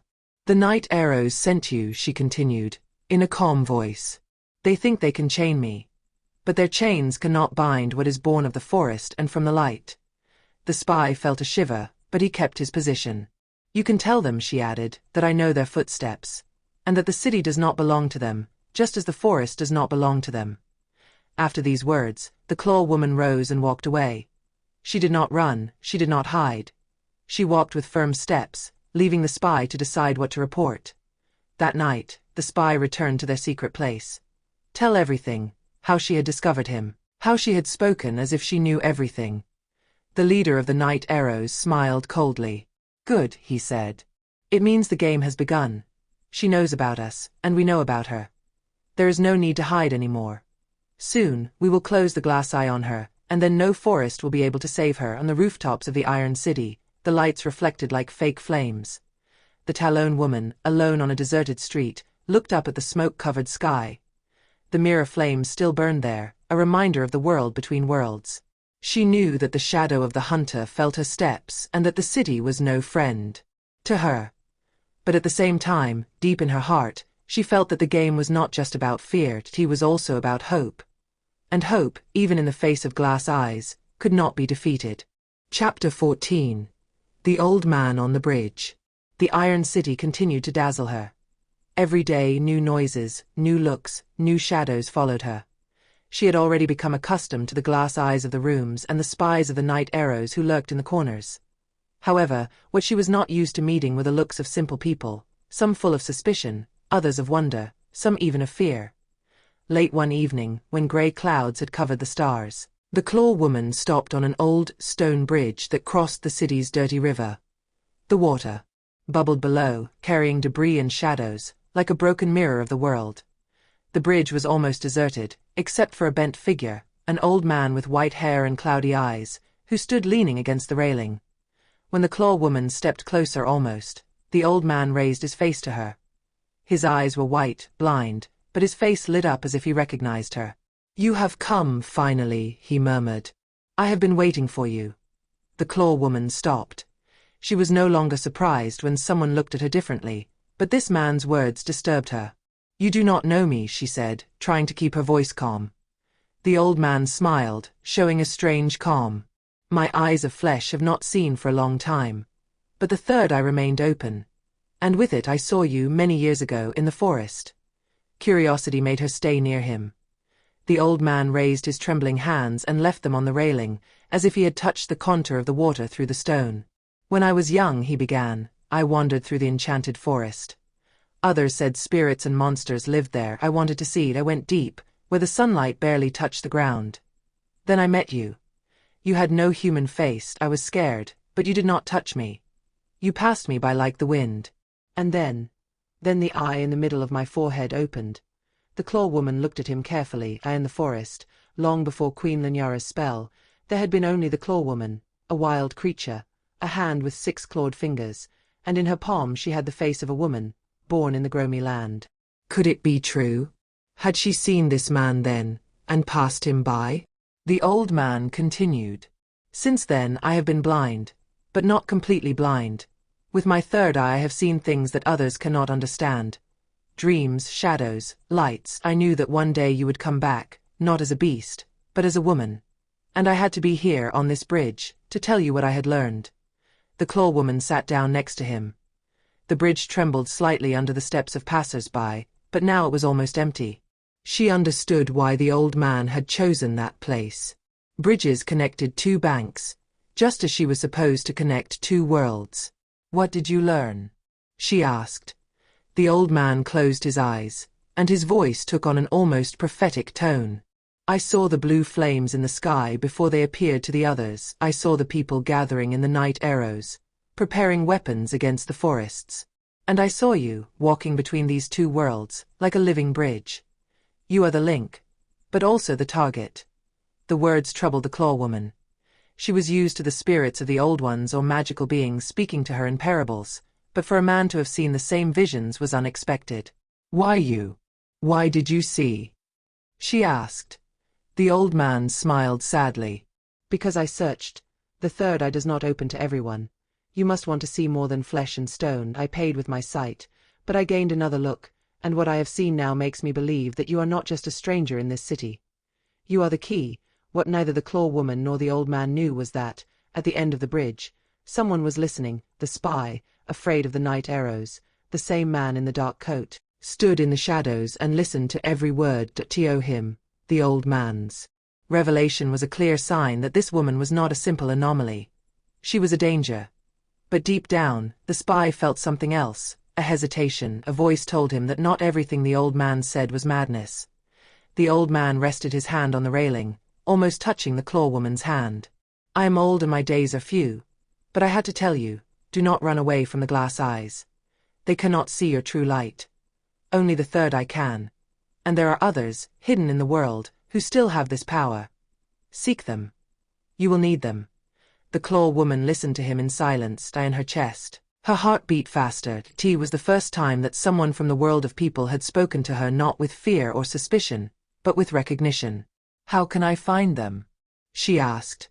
The old man smiled, raising his face to the sky. They will find you.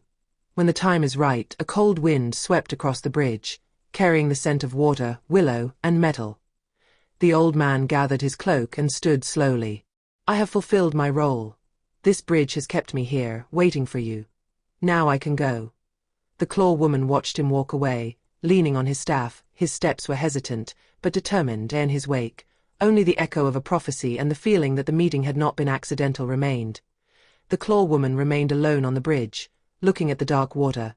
Red and yellow lights were reflected in her, but deeper. She felt the shadows moving. She understood that the old man had spoken the truth.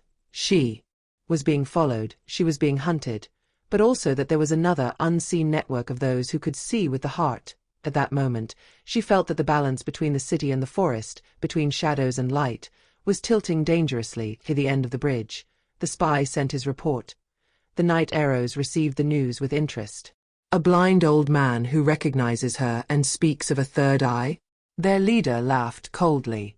Then we must hasten the hunt. If the world begins to believe in her, our power diminishes. On the deserted bridge, the Claw Woman stood up and ran her hand over the cold railing. She felt caught between two worlds, just as the old man had said. His words echoed in her mind. Do not run from the glass eyes. They see your true light. That night, in the heart of the Iron City, the Claw Woman understood that she was not alone. That beyond the shadows and the spies, there were also unseen eyes, people who looked differently and who could recognize her. And for the first time since she entered the city, she felt a spark of hope. Chapter 15. The Test of Humanity. Iron City carried on its days with the same tireless hustle and bustle, but for the Claw Woman, time passed differently. Every moment was a test. To understand the world of men, to defend herself from the shadows, to keep her forest heart alive in a place of stone. But her true test would come on a gloomy afternoon, when the sky hung heavy over the city, and the rain flowed in torrents, mixing dust and smoke with water. The river that cut through Iron City was not a living water, like the lakes of the forest. It was dark, with swirling waves, carrying debris and garbage. But on that rainy day, the river had become furious. The water had risen, the flow was torrential, and anyone who approached the edges risked being pulled into the depths. The Claw Woman had stopped on the bank, under a bridge, watching as the waters hit the banks with force. She felt the ancient call of water in her veins, that primordial connection between the beings of nature. She knew that the river, no matter how wounded, still had a spirit, and that spirit was crying now. Suddenly, a sharp scream pierced the air. A woman was running along the shore, crying out in despair. In the water, between the waves, a child was struggling, pulled by the currents. The little one raised his hands, but the whirlpool pulled him further and further from the shore. The Claw Woman did not think, she jumped. The water was cold and heavy, smelling of rust and oil. The waves were hitting her, trying to pull her to the bottom. But her arms, stronger than those of an ordinary man, cut through the waves. The claws, although hidden under human flesh, still existed like a hidden force and helped her cling to any trace of stability. She reached the child, who was struggling with wide eyes in fear. She grabbed him tightly and hugged her to her chest. Don't be afraid, she whispered, although the water covered her voice. With enormous efforts, she managed to swim back to the shore, the waves hitting her, the currents trying to separate them. Every moment was a struggle between her will and the fury of the river. Finally, with a last effort, she climbed onto the bank and left the child in the grass.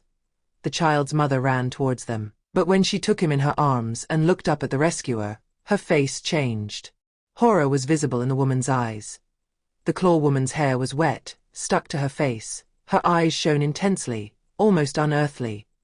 Her arms were scratched by rocks, and the hidden claws had emerged for a moment, cutting her fingers and leaving marks. Man shouted, "It's a monster!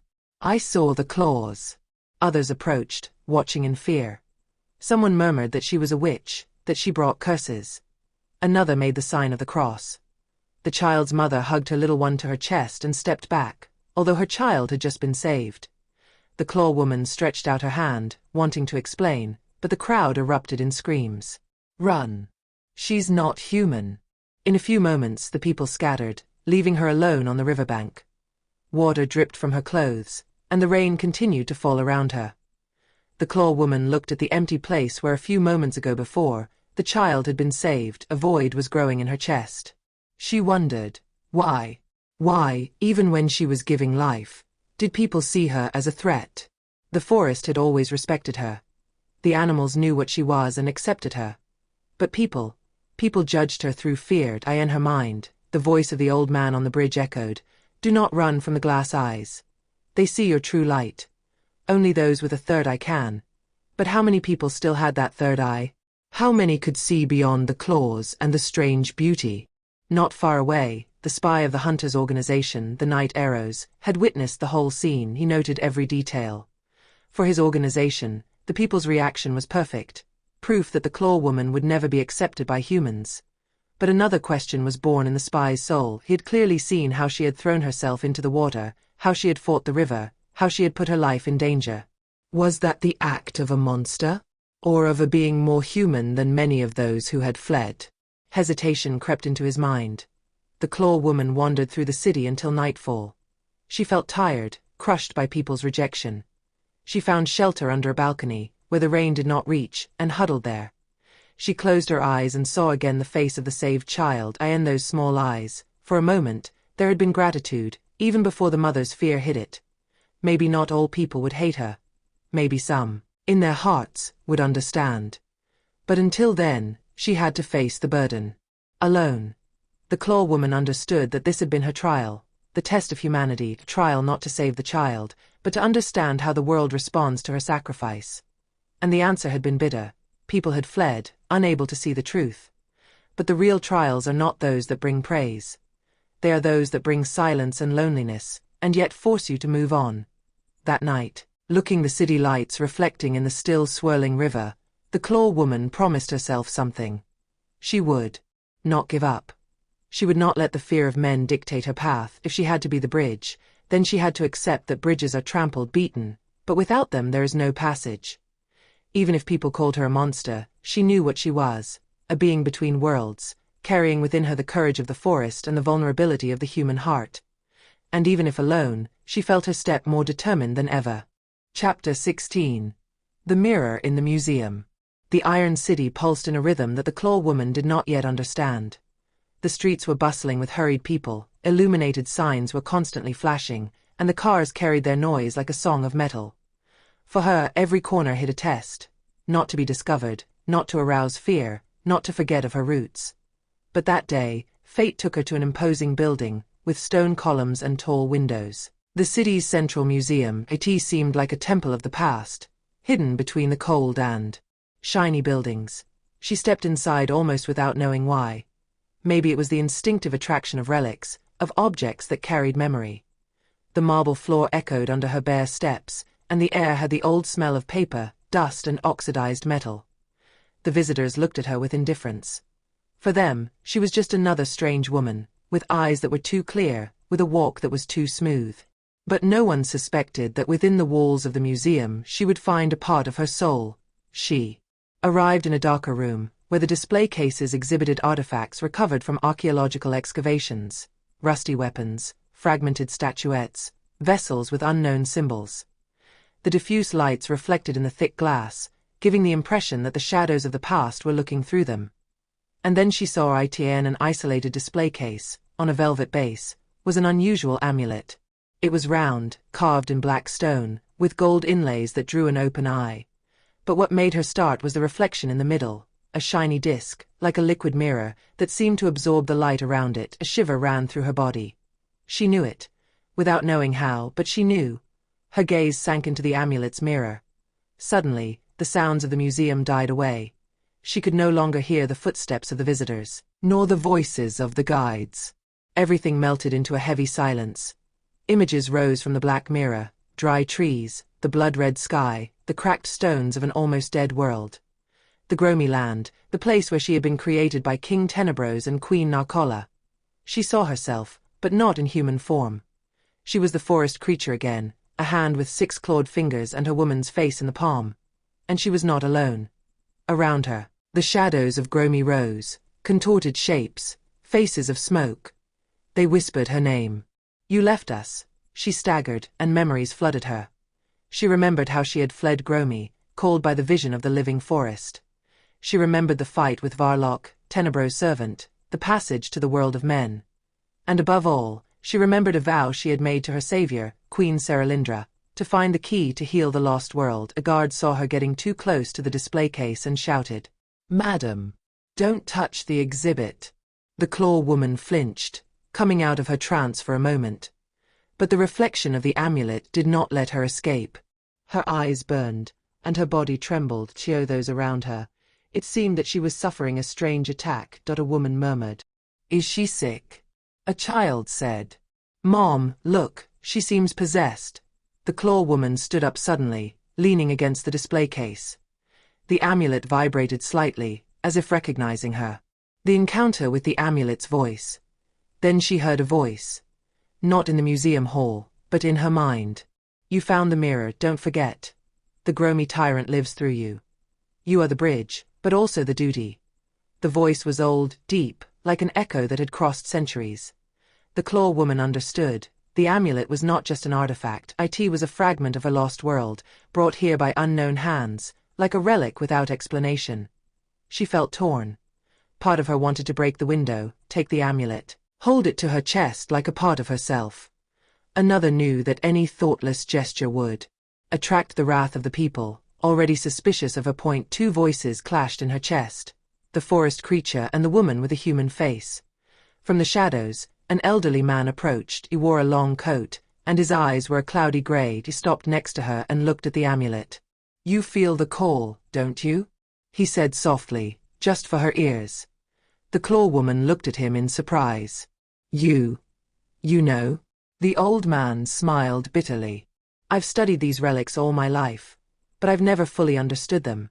But you're not like the other visitors. The mirror recognizes you." Before she could answer, the guard approached and chased the old man away, treating him like a stray. But in that moment, the Claw Woman felt that the man had seen something real in her. That night, after she left the museum, she dreamed again. The amulet's mirror rose before her, and the shadows of Gromy surrounded her. "You remember now. You left us to the fire and the darkness. But the bond was not broken. If the gates reopened, the creatures of Gromy Land would flow back into the world of men." The creatures were approaching, their smoky hands reaching out to her. "Turn around.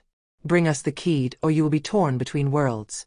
She woke up suddenly, her forehead wet with sweat. She knew these were not mere dreams. They were warnings. The mirror in the museum had now become a symbol. The link between what had been and what had become. Was a reminder that she could not run endlessly from the past. Gromy was not just a shadow, but a living part of it. And if the gates between worlds reopened, then the amulet was more than a relic.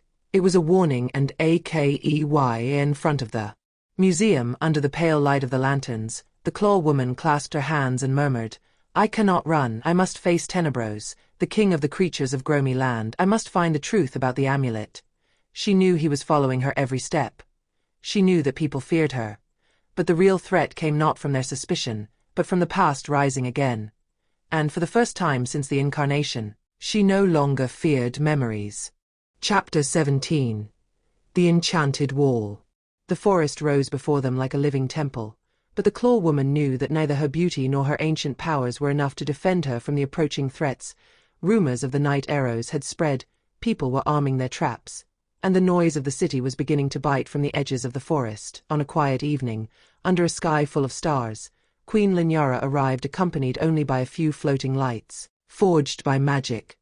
Her body seemed thinner than before, her face more tired, but in her eyes burned the same light of a queen who never abandoned her kingdom. "Your forest and my kingdom are one," she said, approaching the Claw Woman. "If the walls of men press upon the forests, then we must build a wall that cannot be broken down by human hands." The Claw Woman bowed her head. "The walls are chains. But if this wall can be unseen and experienced by the forest as a part of it, then I will accept it." they chose an old clearing, where the old trees stood like sentinels. Here the land breathed magic older than the kingdoms, and the springs whispered songs that men no longer understood. Queen Linyara placed her ivory staff in the center, and the Claw Woman stretched out her claws, drawing a huge circle in the ground. The animals of the forest gathered around, as witnesses to a covenant. The deer stood still, the owls watched from the branches, and the foxes hid their young, curious but fearful. "This wall will not be stone and iron," said the queen, raising her voice. "It will be woven from light and shadow, from the breath of the forest and from the blood of those who defend it." The Claw Woman completed her. "It will be transparent as air, but heavy as a mountain for those who come with the intention of death. Animals will be able to pass it, but not the weapons of men." The ritual began. Queen Linyara raised her staff and spoke the ancient words, the language of the gods who had lived before men. Each syllable ignited a light in the air, and these gathered like golden threads. The Claw Woman raised her arms. Green leaves flowed from her palms, like tree sap, which intertwined with the queen's light. Together, they drew a huge arc in the air, stretching above the forest. The animals trembled. Some giggled in fear, others approached, feeling the protection that was beginning to take shape. First, the wall was just an outline of light, thin as a thread of smoke. Then had grown, rising around the forest, circular, like an aura. From outside, only a pale glow could be seen, like the air trembling above the fire. But when a wandering hunter tried to enter, the wall stopped his step. The man crashed into a gap as hard as stone, although his gaze met nothing. Terrified, he fled, convinced that the forest had been cursed. The Claw Woman smiled bitterly. "For humans, anything I don't understand is a curse. But for my animals, the wall is freedom." After the wall solidified, the two women remained in the middle of the clearing. Linyara let her staff fall, tired. "This magic is draining me," she confessed. "But it's the only way.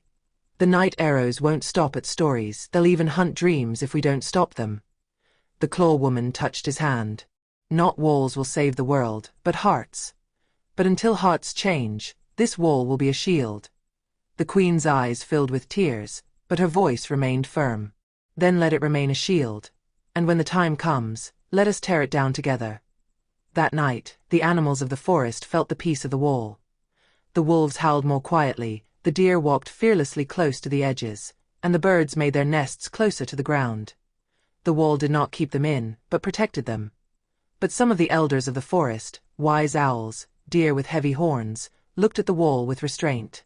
They knew that any wall, even invisible, also brings separation. On the outskirts of the city, the spies of the night arrows were trying to penetrate the forest. They bumped into the wall and their anger grew. "It is not a stone wall," said one. "It's magic. We need to find out who built it." "I know who," the leader replied. The Claw Woman and the Witch Queen and their eyes. The wall was not protection, but a challenge. And challenges were made to be broken. That night, she dreamed of the wall as a ribbon of light, but beyond it, the servants of the Dark King of Gromy Land waited. "You can protect your forest from humans, but not from us," Gromio's shadows whispered. "The wall is strong against iron, but weak against memories." He woke up trembling. He understood that the wall was only a beginning, not a definitive solution. The enchanted wall had become a border between worlds, between people and the forest, between fear and freedom. It was a creation of two united forces, Linyara, the queen of people, and the Claw Woman, the creature of the forest, and that union lay true magic. But the wall was also an invisible wound. It separated them, isolated them. How long could a forest live separated from the world? And how long could a queen hide her spell from her people? At dawn, the Claw Woman walked along the wall, touching it with her palm. Although invisible, she felt it, a resistance warm, like a beating heart. And she whispered to herself, "As long as it takes, you will stay. But one day the walls must fall. Only then will the worlds truly unite." Queen Linyara, watching her from afar, thought the same, but she knew that truth could not yet be spoken. For the moment, the enchanted wall must remain, a barrier against hatred and a refuge for the innocence of animals. And so, the wall became not just a spell, but a symbol of the fragile hope between worlds. Chapter 18. The Night with the Red Moon. The sky closed like a wound. The rain had stopped, and the wind had brought a heavy shiver across the forest. And in the middle of the clearing, the Claw Woman felt the air grow thick, as if the earth was waiting for an inevitable event. Above them, the moon was slowly rising. But it was not silver, as it had always been.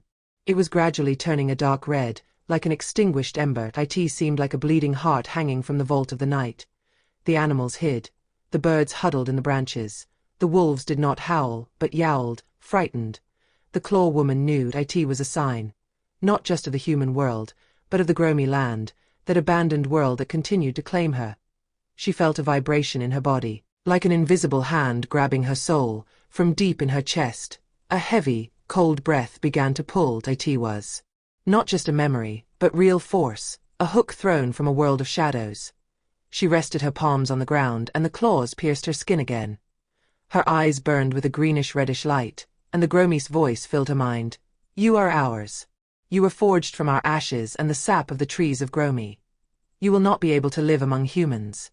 The enchanted wall, built with Queen Linyara, vibrated. Its thrilling light had become unstable, and the whole forest groaned. The animals struggled, feeling the threat that came not from people, but from the sky. The queen, sensing the danger, approached the Claw Woman. Her face was pale, but the staff shone in her hand. Fight. The wall resists as long as you resist. If you fall, the wall falls with you. The Claw Woman gritted her teeth. Gromy's strength was enormous, but she also carried the power of Incarnation in her body. Suddenly, she felt that she was no longer in the forest. The red moon turned into a gate, and her spirit was torn out through it. She woke up on the fields of Gromy. The sky was cracked, the earth full of ash, the trees black and scorched. Shadows rose around her, dancing. You forgot about us, they whispered. You have taken flesh, but your blood is the blood of Gromy. Turn back. The creatures were approaching, touching her arms, tearing pieces of light from her. Each touch took away a part of her strength. In reality, Queen Linyara was kneeling next to her body, which was struggling unconsciously. You will not take it. The queen shouted to the red sky. She stuck her staff into the ground, and its light spread into the wall, doubling her resistance. But she felt that she would not last long. The Gromy Land was not a human force. It was a whole world, alive through its shadows. Then, from the darkness, a pure voice rose. It was Noah, the blind girl, who had come to the forest, drawn by the light of the red moon. She who sees with her heart is not alone, she cried. Although small, her voice rang like a bell. The Claw Woman, caught in Gromy's vision, heard that echo and remembered. She was not just a creature of the shadows. She was also the savior of the child in the river. She was the queen's friend. She was the hope of the animals. She rose in her dream, in front of the shadows, and cried, I do not belong to you. I am between the worlds. I am the bridge and not the chain. A green light burst from her claws, and the shadows retreated, screaming. The Gromy sky shook, cracked harder, but in that rupture a streak of white light appeared. Her spirit tore itself from the dark plains and returned to her body. She opened her eyes and saw the red sky above the forest, Queen Linyara tired next to her, and Noah with her hands raised. I am here, whispered the Claw Woman. I will not leave. In that moment, the wall stabilized. The shaking stopped, and the animals calmed down.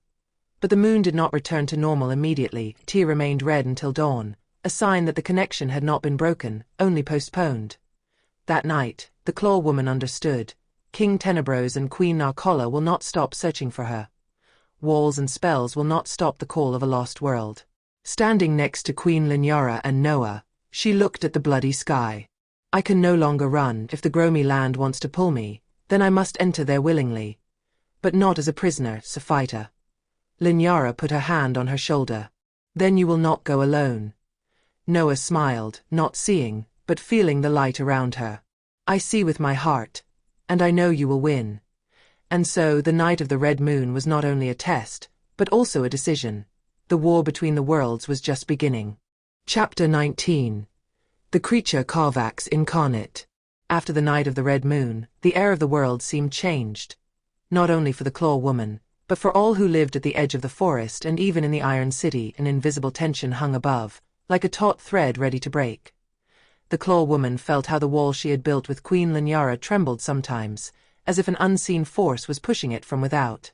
She knew that she would not, it was just an illusion. He knew that Gromy wouldn't give up. And one night, the proof appeared. The sky, at the edge of the forest, split for a few moments. Like a curtain pulled by giant hands, from that wound flowed a dark light, an unnatural glow, like black water with red reflections from it.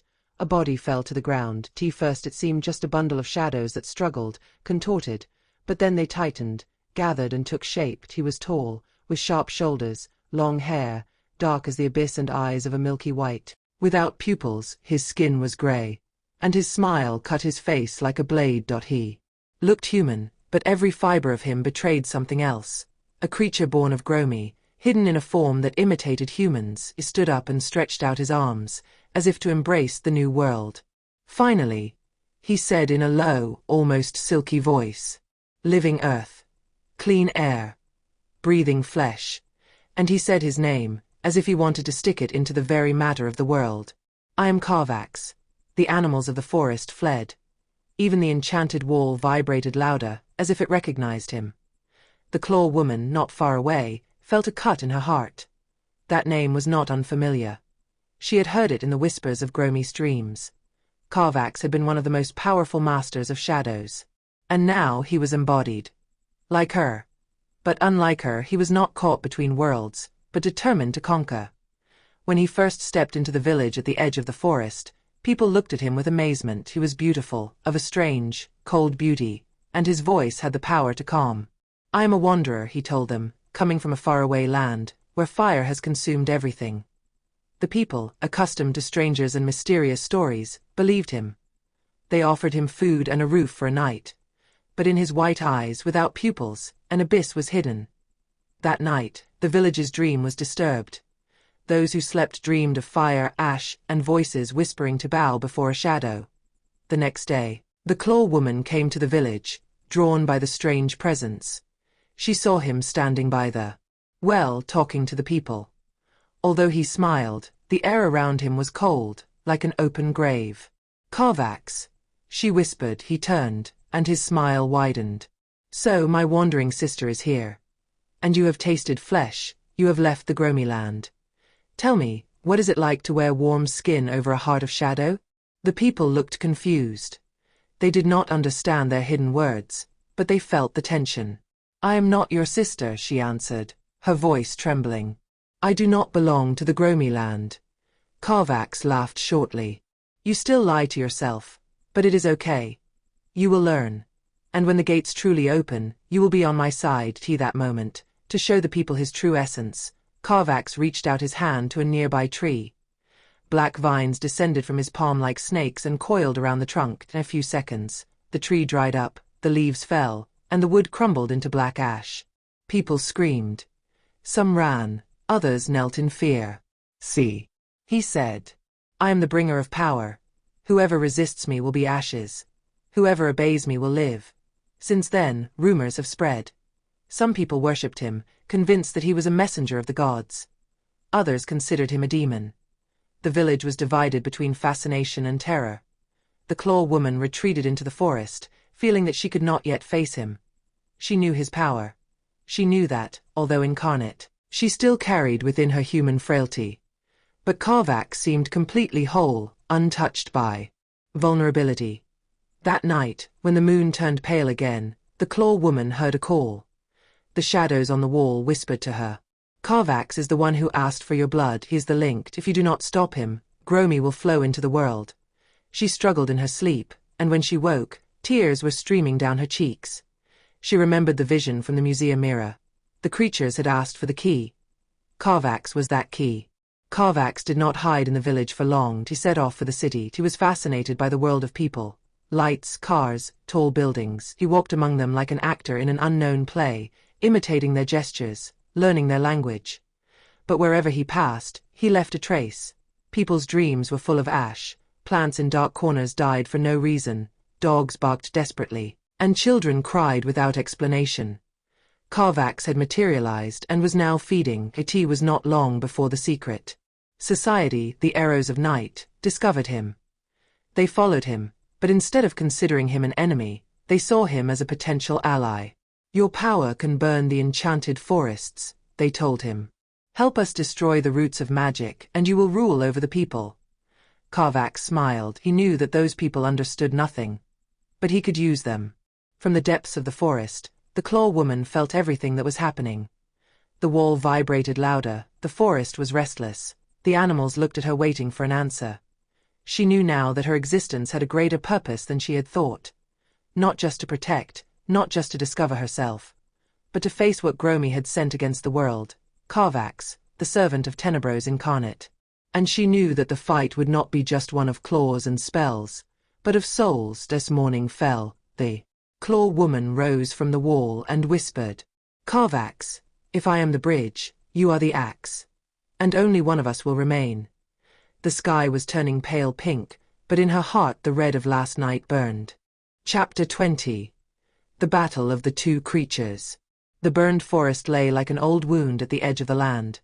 Black shattered trunks rose like broken arms, and the ash creaked underfoot like sand. No birds, no rustling, only a dry wind that brought the smell of dead embers. The Talon woman pulled her cloak tighter around her shoulders, but the cold didn't come from the airt, came from a premonition of what was to come. She felt his presence. Carvax, the servant sent by Gromy, the incarnate, brought into the world through the crack opened under the red moon. It was no chance encounter. The ash burned under her feet as if the earth itself was pushing her forward. From the other side of the forest, through the thin smoke that still rose from the dead wood, the figure of Carvax. He walked slowly, with measured steps, like a lord who already knew that the land belonged to him. Here we are, sister of flesh and shadow, he said in his low voice, which seemed to slip into every corner of the mind. We meet again, as it was written. The Claw Woman raised her chin. Don't call me sister, I chose the light and the forest. You are just a plague brought here. Carvax's white eyes sparkled. The light. The forest. All this is temporary. But Gromy is eternal. And we, who carry his essence, are the true heirs. His words were sweet and venomous. And even before she moved, the fight had begun. An unseen force descended upon the Claw Woman. It was not physical, but mental, a storm of images. She saw Gromy again, with his black fields, with the creatures dancing around her. They whispered to her that she was theirs, that her human skin was a joke.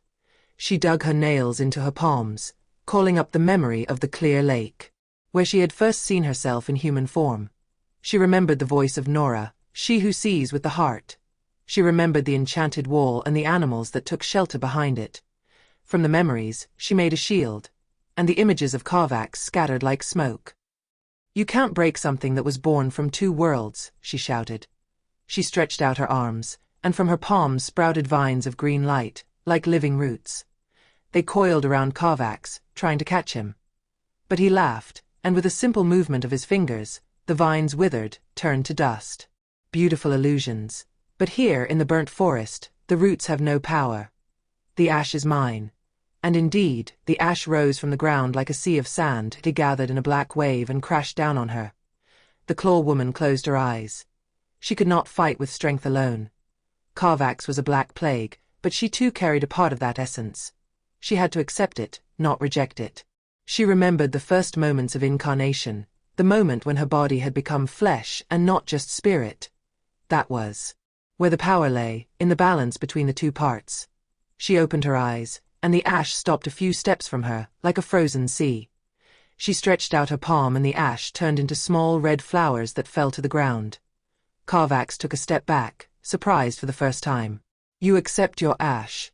But also the light, he murmured. Dangerous mix. Then, the fight tightened even more in the unseen plane. Their gazes locked, and the world around them disappeared. The Claw Woman saw herself in a white field, endless, in front of her. Carvax was a black pillar, from which thousands of black vines stretched. They tried to pull her, to suffocate her, to swallow her. But from her chest a greenish light burst forth, like a sprouting tree. The branches rose, intertwining with the black vines. It did not destroy them, but it kept them in balance. I do not want to see the world burn, she said. But I will not deny my root either. I am both. And that is precisely what makes me whole. Carvax froze for a moment, then gathered all his strength and burst into a cry. The burned forest trembled. The broken trunks collapsed, and the earth cracked. Black smoke rose from the cracks, like hands trying to grab the sky. The animals hidden beyond the wall howled. The wall itself vibrated, as if it felt the battle. Queen Linyara, from afar, raised her staff and tried to send strength to her friend. Noah, in her dream, whispered, "Resist, she who sees with the heart." The Claw Woman felt that support. Carvax approached, trying for the last blow. From his white eyes, a black fire burst, a cold flame that could swallow even souls. He fell directly on them. But the Claw Woman, instead of flinching, opened her arms. She let her flesh be vulnerable, but called her shadow essence to rise. The flame struck her, but instead of burning her, it blended into her.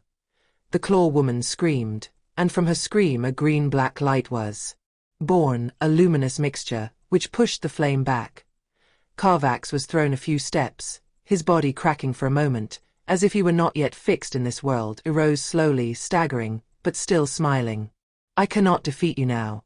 But you cannot destroy me either. We are two sides of the same coin." He retreated, his steps kicking up ash. The burnt forest fell silent, but the echo of his voice remained. "We will meet again, Sister of Light. And then, the world will burn or be reborn through us." The Claw Woman fell to her knees, breathing heavily. She knew that she had not won, but she had not lost either. It was only the beginning. Raising her gaze to the cloudy sky, she whispered, "It is no longer just my fight. It is the fight of the worlds." But a new determination shone in her eyes. She no longer feared the shadow within herself. She knew that only by accepting it could she face Carvax. And so, in the burnt forest, the first chapter of the battle of the two embodied beings was written. One who brought death, the other who carried balance. Chapter 21. The Ritual of the Heart. After the battle in the burning forest, the Claw Woman felt that every breath was harder. Carvax had left a wound in her soul that was not visible on her body, but that pulsed with every heartbeat. It was the wound of a choice that she could no longer postpone. Queen Linyara called her to the deepest sanctuary of the forest, where neither people nor shadows dared to step. It was a place called by the spirits, the heart of the forest, where the roots of all the trees met and where the earth breathed like a living being. The sanctuary was lit by blue mushrooms and fireflies that floated slowly. The air tasted of honey and damp earth. There, Linyara spoke to her. "Your being is divided. One half lives in the land of Gromy, the other in the human body. But this rupture is also your weakness. Carvax is whole. He is only a shadow incarnate. You are between two worlds. To defeat him, you must choose, to remain human or to remain a creature." The Claw Woman felt a lump in her throat.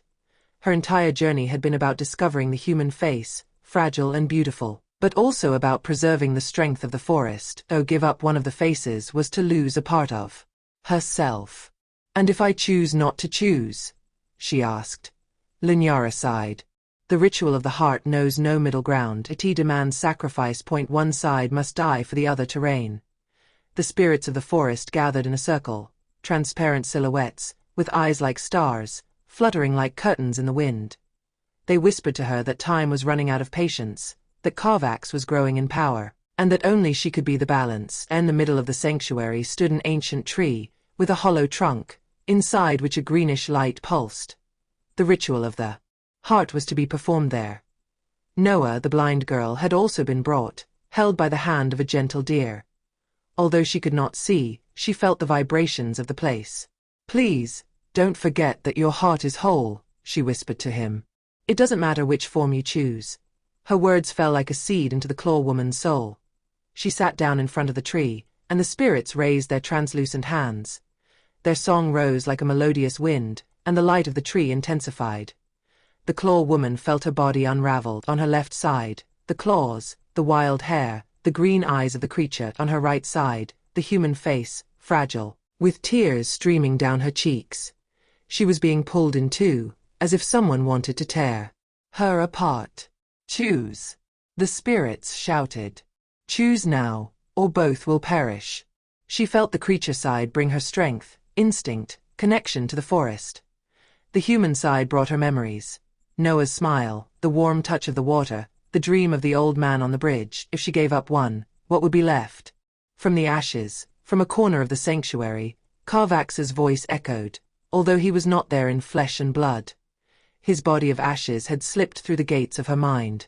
"Let the flesh perish," he whispered to her. "Embrace Carvax. You will be eternal." You will be master of the forest, of the city, of the worlds. You will no longer cry, you will no longer feel the weakness of Men in a moment. The creature part seemed stronger, more seductive. But at the same time, Noah raised her voice. If you give up your human face, you will no longer be able to smile, nor to see with your heart. The two voices clashed inside her. The Claw Woman remembered the moment when she had first looked at herself in the lake, discovering human beauty. She remembered the child saved from the water, who had looked at her with fear, but also with gratitude. She remembered the blind old man on the bridge, who had told her that he had seen her with his third eye. And then she understood, she did not have to choose between them. The ritual demanded a sacrifice, but perhaps the true sacrifice was the refusal to give up. She stood up, half light, half shadow, and shouted, "I will not choose. I am both. I am the bridge and the bridge, not the cutting edge." The sanctuary trembled. The spirits howled, not understanding. The ritual had not been designed for rejection. But the tree in the center did not go out, on the contrary, its light had grown, becoming white-green, a mixture of colors. The Claw Woman's body stabilized. The claws remained, but the hands were human. Her eyes sparkled with two colors, green and brown. She was, for the first time, whole. Linyara fell to her knees, stunned. "You changed the ritual. You remade it according to your will." Carvax's shadow screamed from the corner of the sanctuary. "You are an aberration. Neither shadow, nor flesh. You cannot last." But his voice trembled. He knew that he had lost some of his power. The ritual had made her stronger than he had expected. "I am what you will never be," she answered him. "I am unity." The ash body crumbled, shattered by the light of the tree. The spirits slowly retreated, murmuring. Some feared her new form, others looked at her with respect. Noah came before her and, although she could not see, touched her hands. "I feel your heart. It did not break, it only grew." Linyara approached and placed her hand on her forehead. "You chose against choice, and you proved that sometimes the law of the worlds can be defied. But the price is high. Now you will be hunted not only by Carvax, but also by those who fear what they cannot understand." The Claw Woman closed her eyes. She knew it was true, but in her chest beat a strong, balanced heart. Leaving the sanctuary, she felt the forest vibrate differently. The enchanted wall had strengthened, but the shadows outside had also become more restless. The Gromy Land knew that it was no longer just a vulnerable half. Looking at the stars, she murmured, "I sacrificed nothing, I gained everything. And for that, Carvax, you will tremble in the night of the heart ritual." The Claw Woman lost neither her creature form nor her human face. Instead, she gained her true nature, that of a living bridge between worlds. And now, for the first time, she was no longer afraid of choice. Chapter 22. The Tree's Answer. After the ritual of the heart, the air of the enchanted forest changed. It seemed that every rustle, every movement of the wind through the branches carried a hidden meaning. The Claw Woman felt stronger, but also lonelier, for her decision not to sacrifice anything had placed her outside the old laws. The spirits hesitated to approach, the animals looked at her with a fear mixed with respect, and Queen Linyara, although she supported her, often looked at her with silent anxiety. On a night when the moon floated through the clouds like a tired lamp, the Claw Woman sat down next to a half-burnt oak tree. Its bark bore deep scars, and its sparse leaves, green and copper, trembled with every breeze.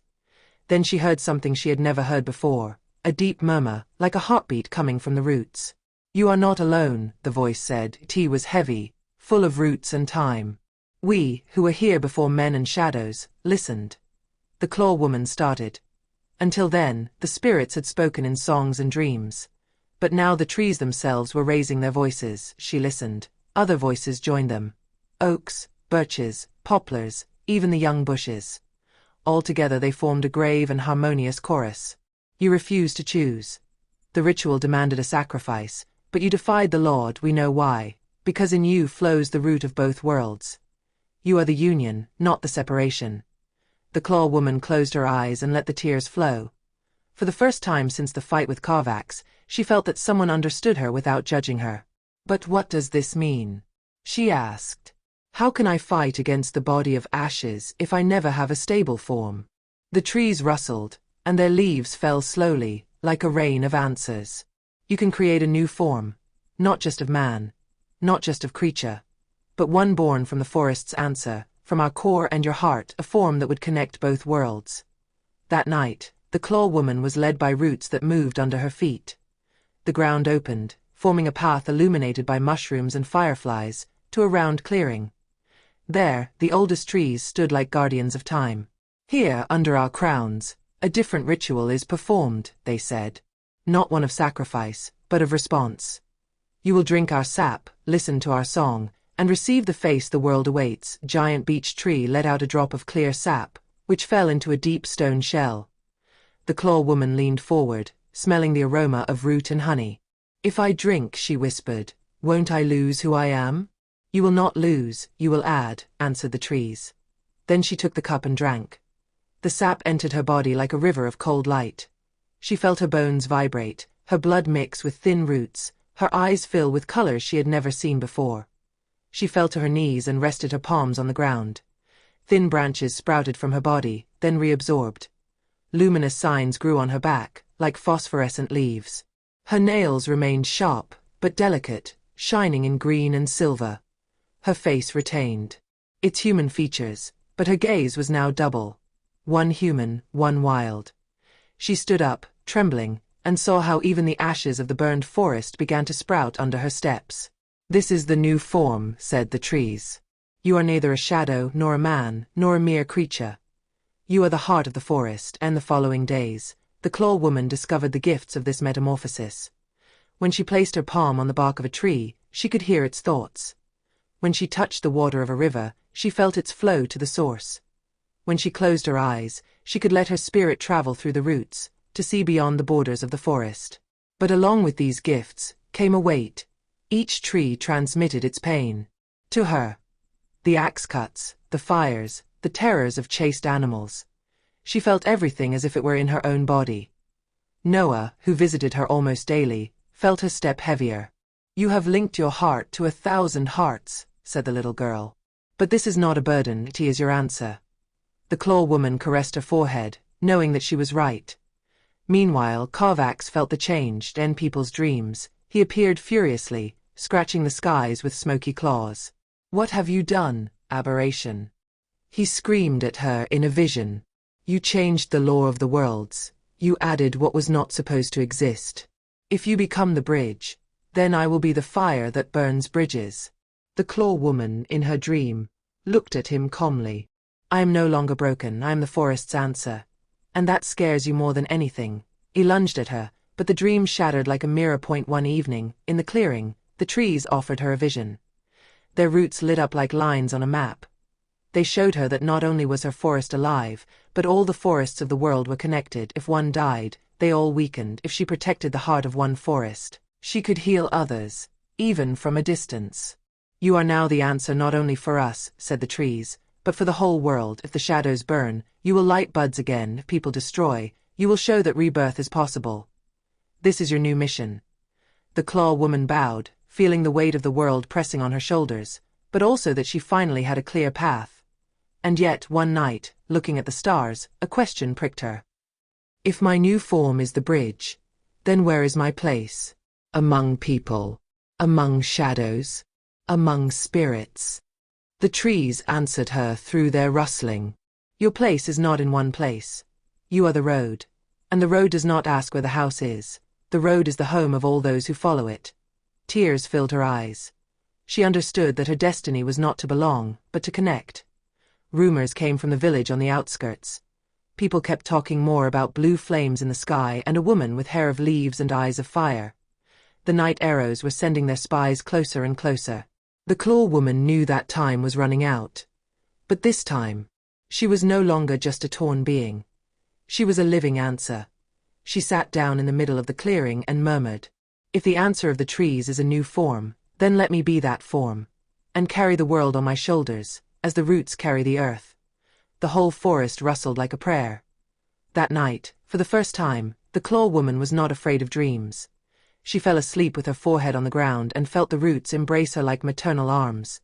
She knew that Kovacs would come again. She knew that people would call her a monster or a deity, that the night arrows would never stop hunting her. But now she Had something in her that no one could take. The answer trees, It was not just a face, a shape or a choice, T was a living path, a being that connected humanity to magic, light to shadow. And in the whispers of the leaves, she understood. Only now did the story truly begin. Chapter 23. The Last Gate. Days and nights flowed differently in the enchanted forest. After the Claw Woman transformed and accepted her new form, everything seemed more alive, more connected. But the balance created was not definitive. Somewhere, in the depths of the forest, a hidden power pulsed. The last gate to Gromy, the source of all the shadows and black fire that had threatened the worlds. The Claw Woman felt the call in every fiber of her being. There was a murmur in the roots, a rustle deep in the trunks, a whisper of the wind among the leaves. Something had to be done, and the choice was hers. The journey began at sunrise, when the morning light bathed the leaves in a golden warm. The Claw Woman felt each step. She listened to her breathing, she felt how the roots of the enchanted forest guided her steps. Around her, the animals stood quietly. Some accompanied her, others watched from the shadows, aware of the gravity of the journey. The last gate, she murmured. It is not only a door, but also a decision. Closing it will save the world from shadows, but it will also close the hope of the lost. Noah accompanied her, but she did not see with her eyes. She felt with her heart. The little girl held her hand and said, "Not all those who are lost want to return. Some seek light. Some hearts do not find their way alone." This made the Claw Woman realize that the decision was not simple. The gate was more than an obstacle. It was a moral choice, a test of the balance between responsibility and compassion. She approached, she felt the vibration Gromy. The shadows were not just specters. Some were transforming, seeking human, animal, or fantastical forms. They were struggling, searching for a way back. The Claw Woman felt their energy pulling her. "These are lost," whispered Noah. "Some don't even know they are trapped between worlds." In that moment, you feel their call, cries, sighs, but also the desire to find hope. And you also feel the call of Carvax. His shadow had crept among these beings, trying to draw them back into Gromy to weaken the real world. "Carvax," the Claw Woman murmured. "You want to gather all that is lost for yourself." She knew that if she opened the gate for the lost, the risk increased. If she closed it, she condemned the lost to remain between worlds. She arrived in front of the portal. There was a circle of black light and purple, pulsating like a terrifying heart, and in the middle, a fluid energy flowed between dimensions, like a river of abyss. The Claw Woman leaned down and felt every vibration. The bodies around her looked at her, and some cried. She tried to speak to them. "Do not be afraid. If you pass, you will be guided. But you must choose wisely." Some approached, others retreated, and in their eyes appeared fear, but also hope. Then Carvax appeared on the edge, like a dark silhouette. "Will you gather them? Will you weaken the living? Will you open the way for me?" The Claw Woman looked at him calmly. "No, not for you. But I cannot close the door for those who seek light." He laughed coldly. "Your compassion will kill you. The gate is weak, and you will fall." In front of the gate, the Claw Woman felt the weight of the entire world. Her heart beat like a hammer. Each breath brought a smell of scorched earth, of dead leaves, but also of fresh rain. She knew that her decision would define the balance between the worlds for many years. "If I close it," she thought, "I save the world from shadows. But I lose the chance to guide those who are lost. If I leave it open," she continued, "I risk unbalancing it and giving power to Carvax." She felt a magical tension, like an invisible thread that connected the gate to her soul. The roots of the forest gathered around her feet, as if calling her to courage. Then ancient voices of roots and bark rose from the forest. "The heart of the forest must not choose between destruction and loss," they whispered. "Your new form can be the bridge. Close only that which must be stopped. Let the lost find their way. Balance is not blockage, but direction." The Claw Woman felt a strange peace. She had never been so sure. She understood now that the gate was not a weapon, but a channel point. One side had to be stopped, the other had to be guided. She stood up, raising her hands to the circle of black light and a burst of green and silver energy. She manifested her full power. The shadow part of her reached out towards the Gromy Land, but not to attract, but to push back the evil energies. The human and creature parts merged to create a bridge of light, separating the dangerous shadows from the lost beings who sought the light. The gate began to vibrate. The evil shadows were drawn back, like wisps of smoke. But some beings, children and creatures lost, they found a bright path and passed through the gate into the forest, where the Claw Woman and the spirits awaited them. Carvax suddenly appeared, scratching the air with his shadow claws. "What have you done? You untied the gate. It's impossible." The Claw Woman looked at him calmly. "I chose not for myself, nor for you, but for those who still seek the way. You are no longer master over them." His shadow partially disintegrated, caught in its pure energy. It had not been defeated completely, but it had been prevented from controlling the gate. After the last shadows had been separated, the forest sighed. The animals gradually returned, and the trees raised their crowns as if to cheer her. The Claw Woman felt her power stabilize. The last gate remained open for the lost, but protected against the darkness. Noah came to her side, holding her hand. "You did what no one else could. You created the way. Now the world has the chance to choose." The Claw Woman smiled, knowing that every choice she had made, every step she had taken up to this point, had prepared her for this moment. As the stars lit up above the forest, the Claw Woman closed her eyes. She did not feel victorious, but complete. The last gate had not been closed, but guided. Shadow and light coexisted. People, animals, and spirits now had the opportunity to find balance.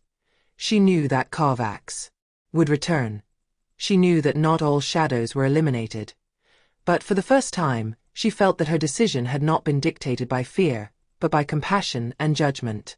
"Do not close the door completely," she whispered to the forest, "but show the way to those who seek light." And so the last gate remained safely open, becoming a symbol of choice, balance, and responsibility. The Claw Woman had become, in effect, not only the bridge between the worlds, but also their guardian. Chapter 24. The New Covenant. The enchanted forest took a deep breath. After the last trials, after the ritual of the heart and the management of the last gate to the Gromy Land, an air of calm seemed to fall over the world. But the calm was not complete silence, but a moment of respite before humans and magical creatures established their definitive relationship. The Claw Woman was in the central clearing, where the sun's rays penetrated through the branches of the trees like golden strips. She was sitting on the roots of an old tree, the one that had witnessed all her transformations.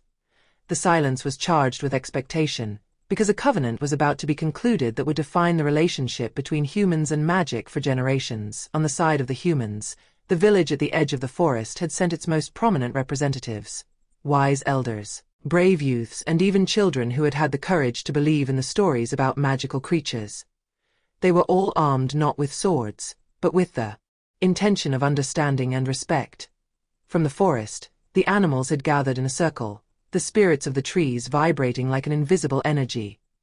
Each leaf rustled like an unspoken word, and the Claw Woman felt that the entire forest was waiting for balance to be established. "Today," she said, her voice echoing through the trees, "we are not just talking about meat, we are talking about everything that is alive here. About every soul that breathes, every root that stretches, and every human who can choose to understand." Noah, who was looking at her with her eyes full of wisdom, squeezed her hand. "Every choice today will be a story for the future." The representatives of the people approached, some still hesitant at the sight of the Claw Woman in her full form. Half creature, half human, with phosphorescent leaves on her shoulders and eyes shining silver green. "We are ready to listen," said one of the elders. "But we cannot ignore the fear of the people. Many believe that magic and man cannot coexist without harm."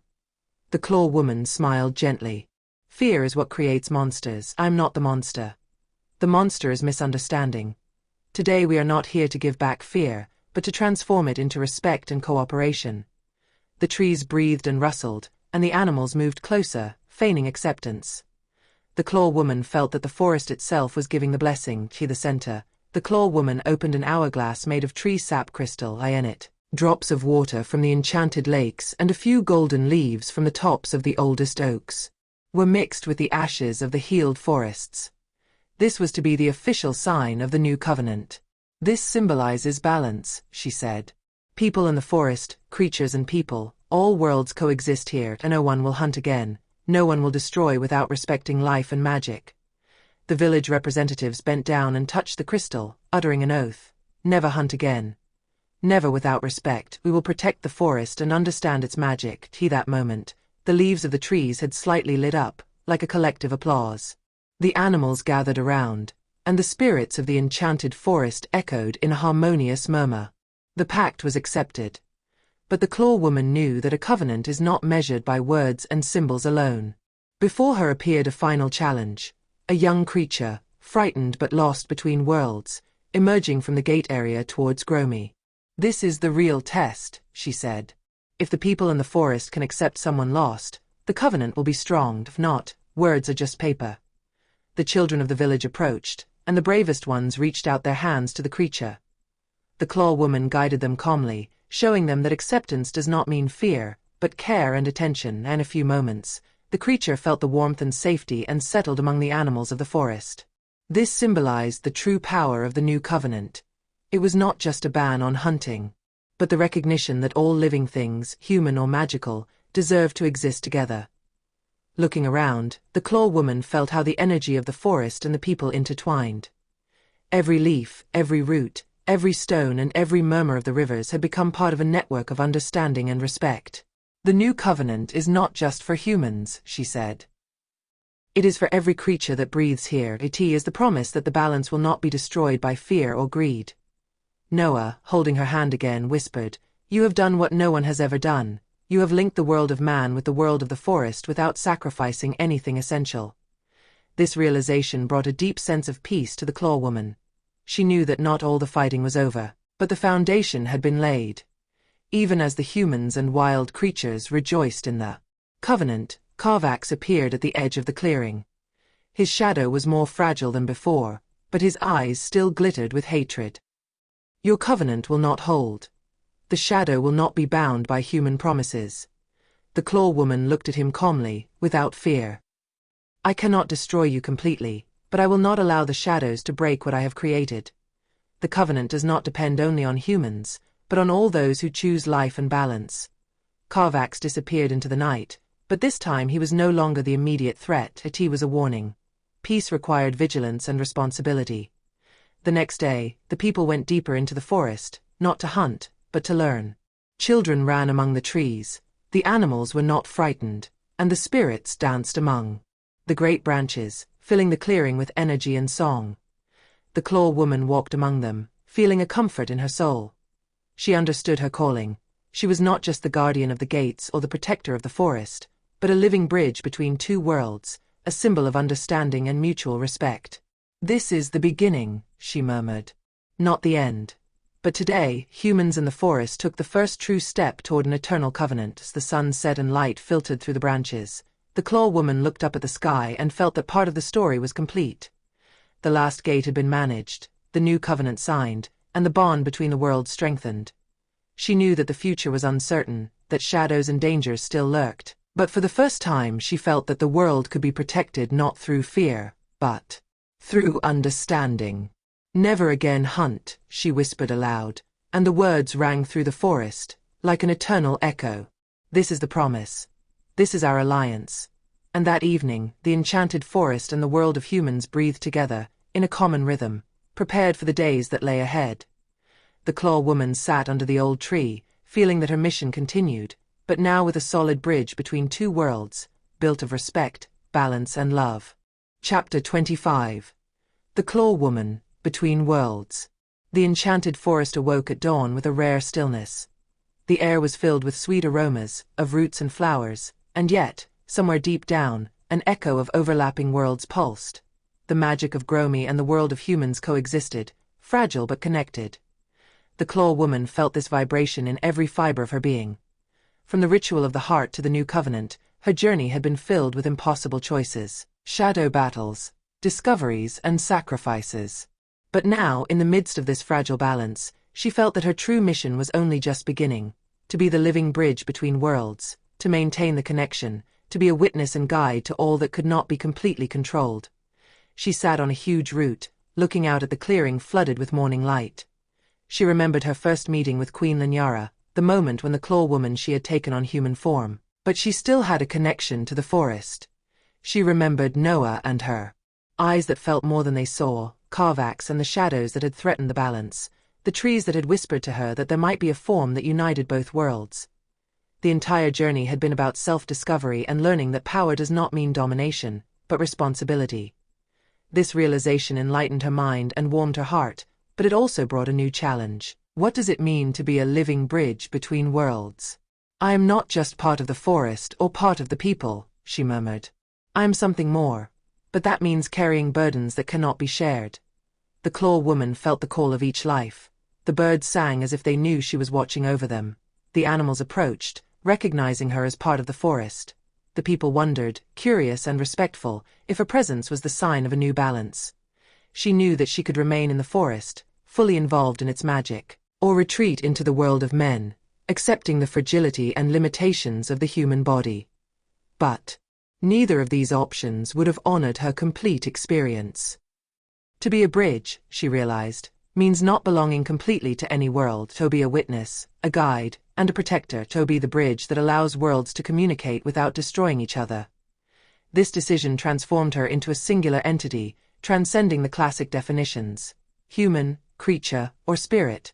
She was something new, alive, flexible, capable of responding to both the needs of people and the protection of the forest. In the weeks that followed, the Claw Woman learned how to use her presence between worlds.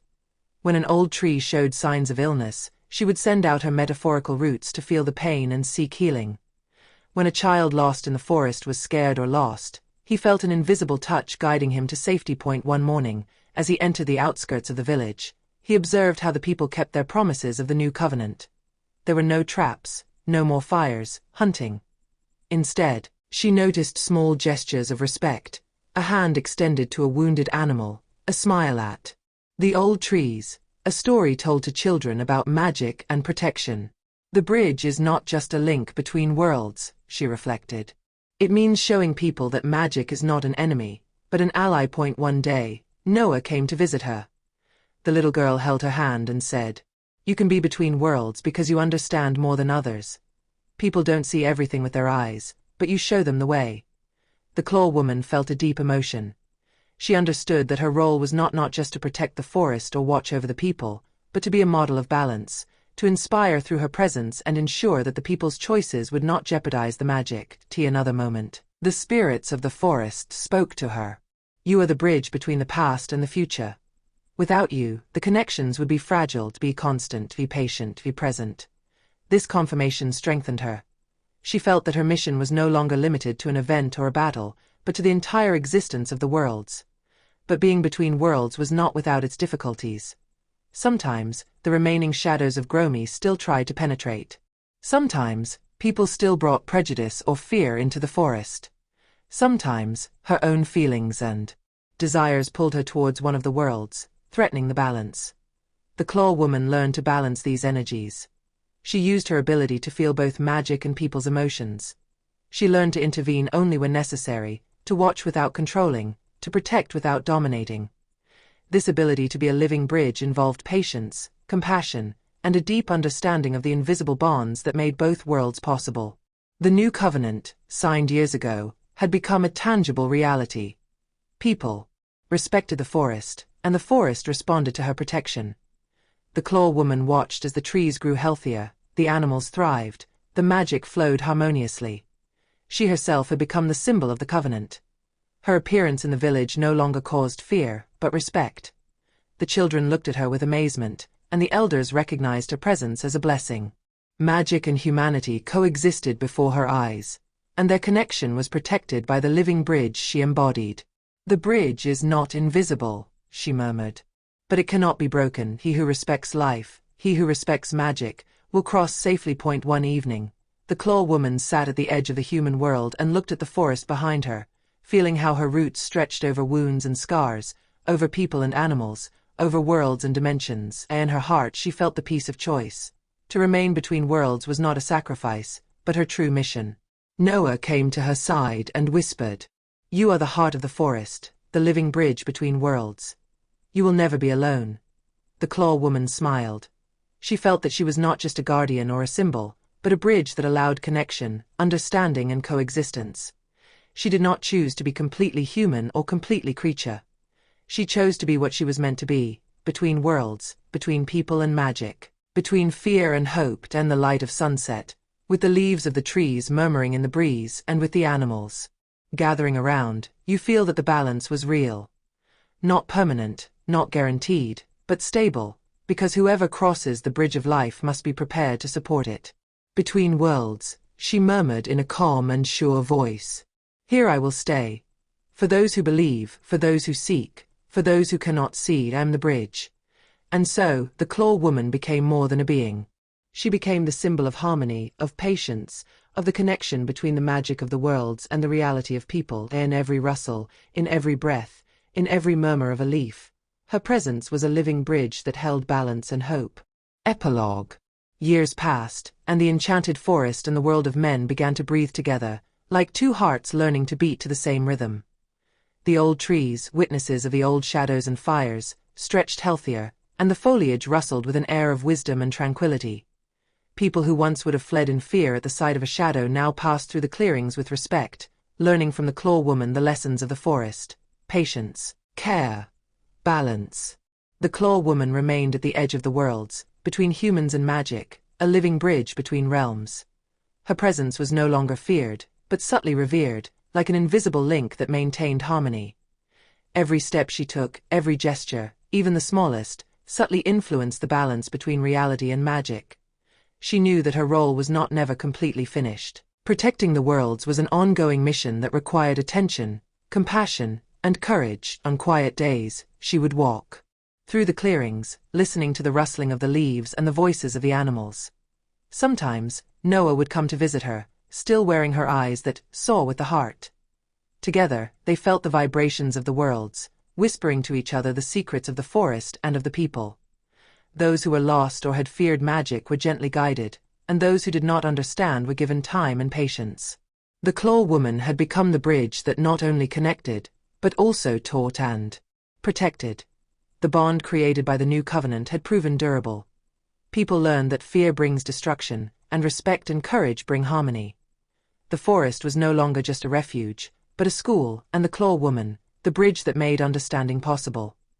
The creatures of Gromy still appeared sometimes, but her presence kept under control.